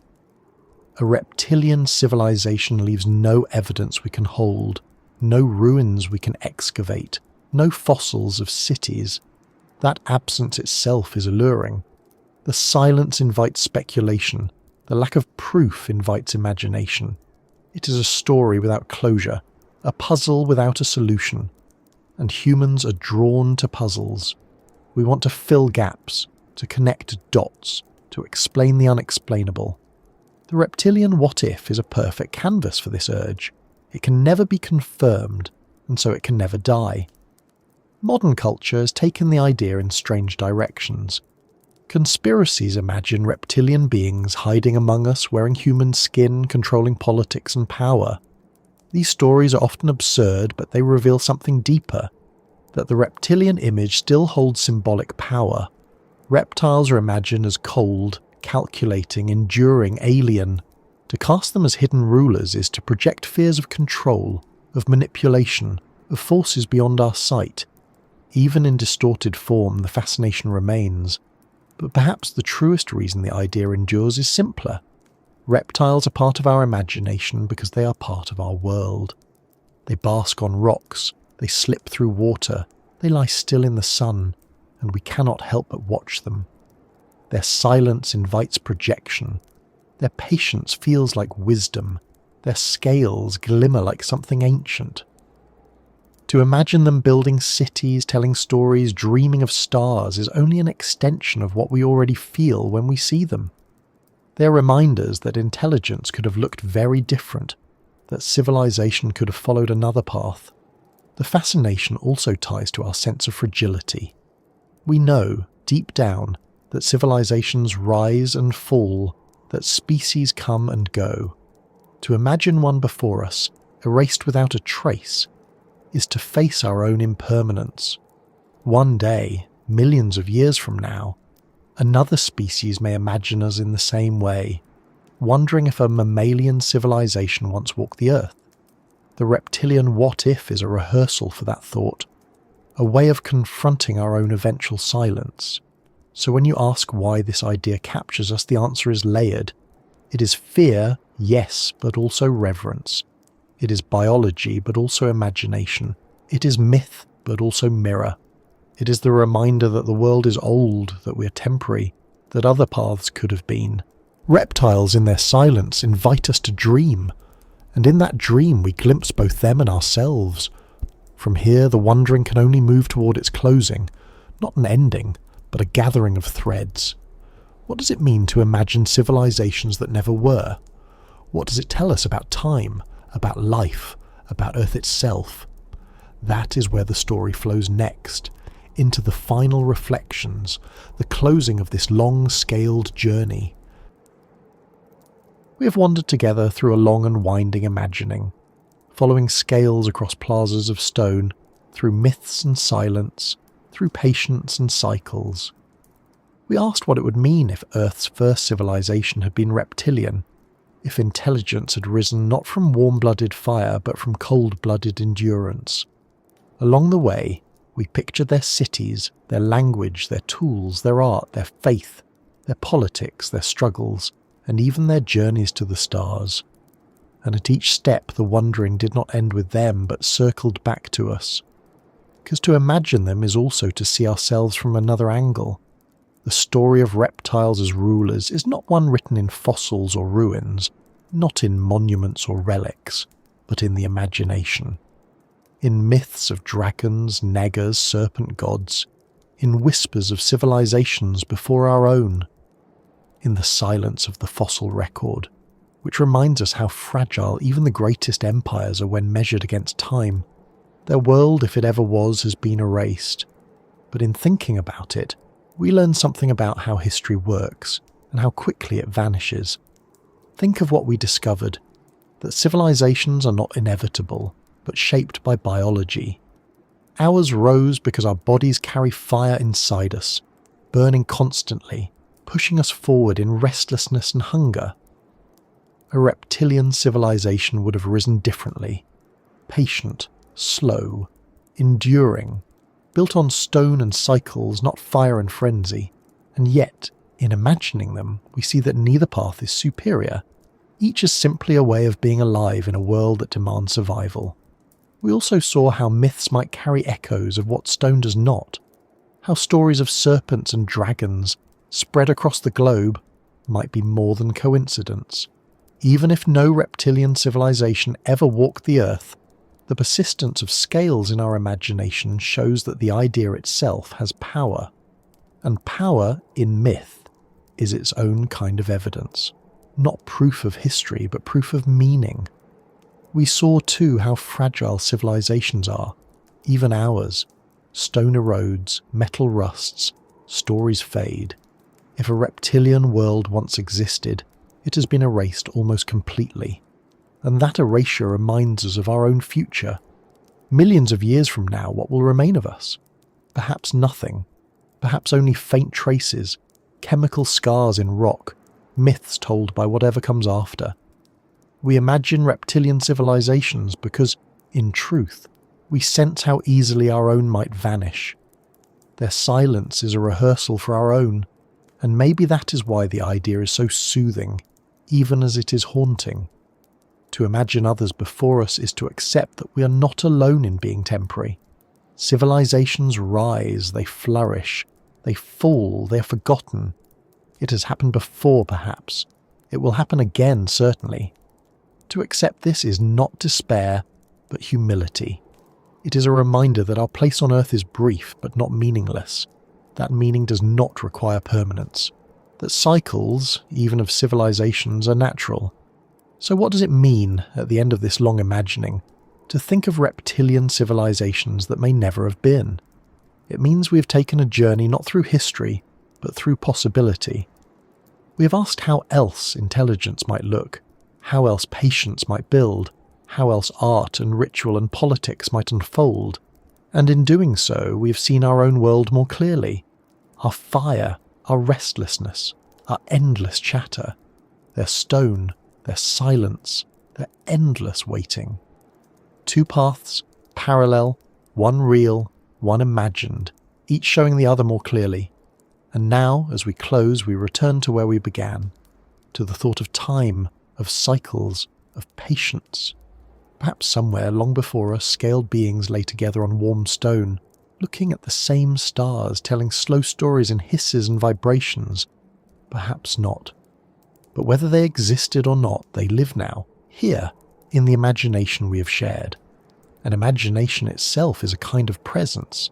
So as you drift toward rest, carry this thought with you, that the Earth has been many worlds and will be many more, that civilizations rise and fall, that species come and go, that patience is as real a force as passion, that even silence can be full of meaning, and that somewhere, in myths or in memory, the shadow of scale still lingers, reminding us that we're not the only way life might have dreamed. Sleep well, fellow traveller. May your dreams be filled with warm stone and endless stars, with dragons that do not frighten but teach, with cycles that do not end but renew. Rest easy in the knowledge that you're part of a vast story, older than fire, older than scales, a story that belongs not only to what is, but to what might have been. And as you close your eyes, let the silence carry you, patient and steady, into the next cycle of rest.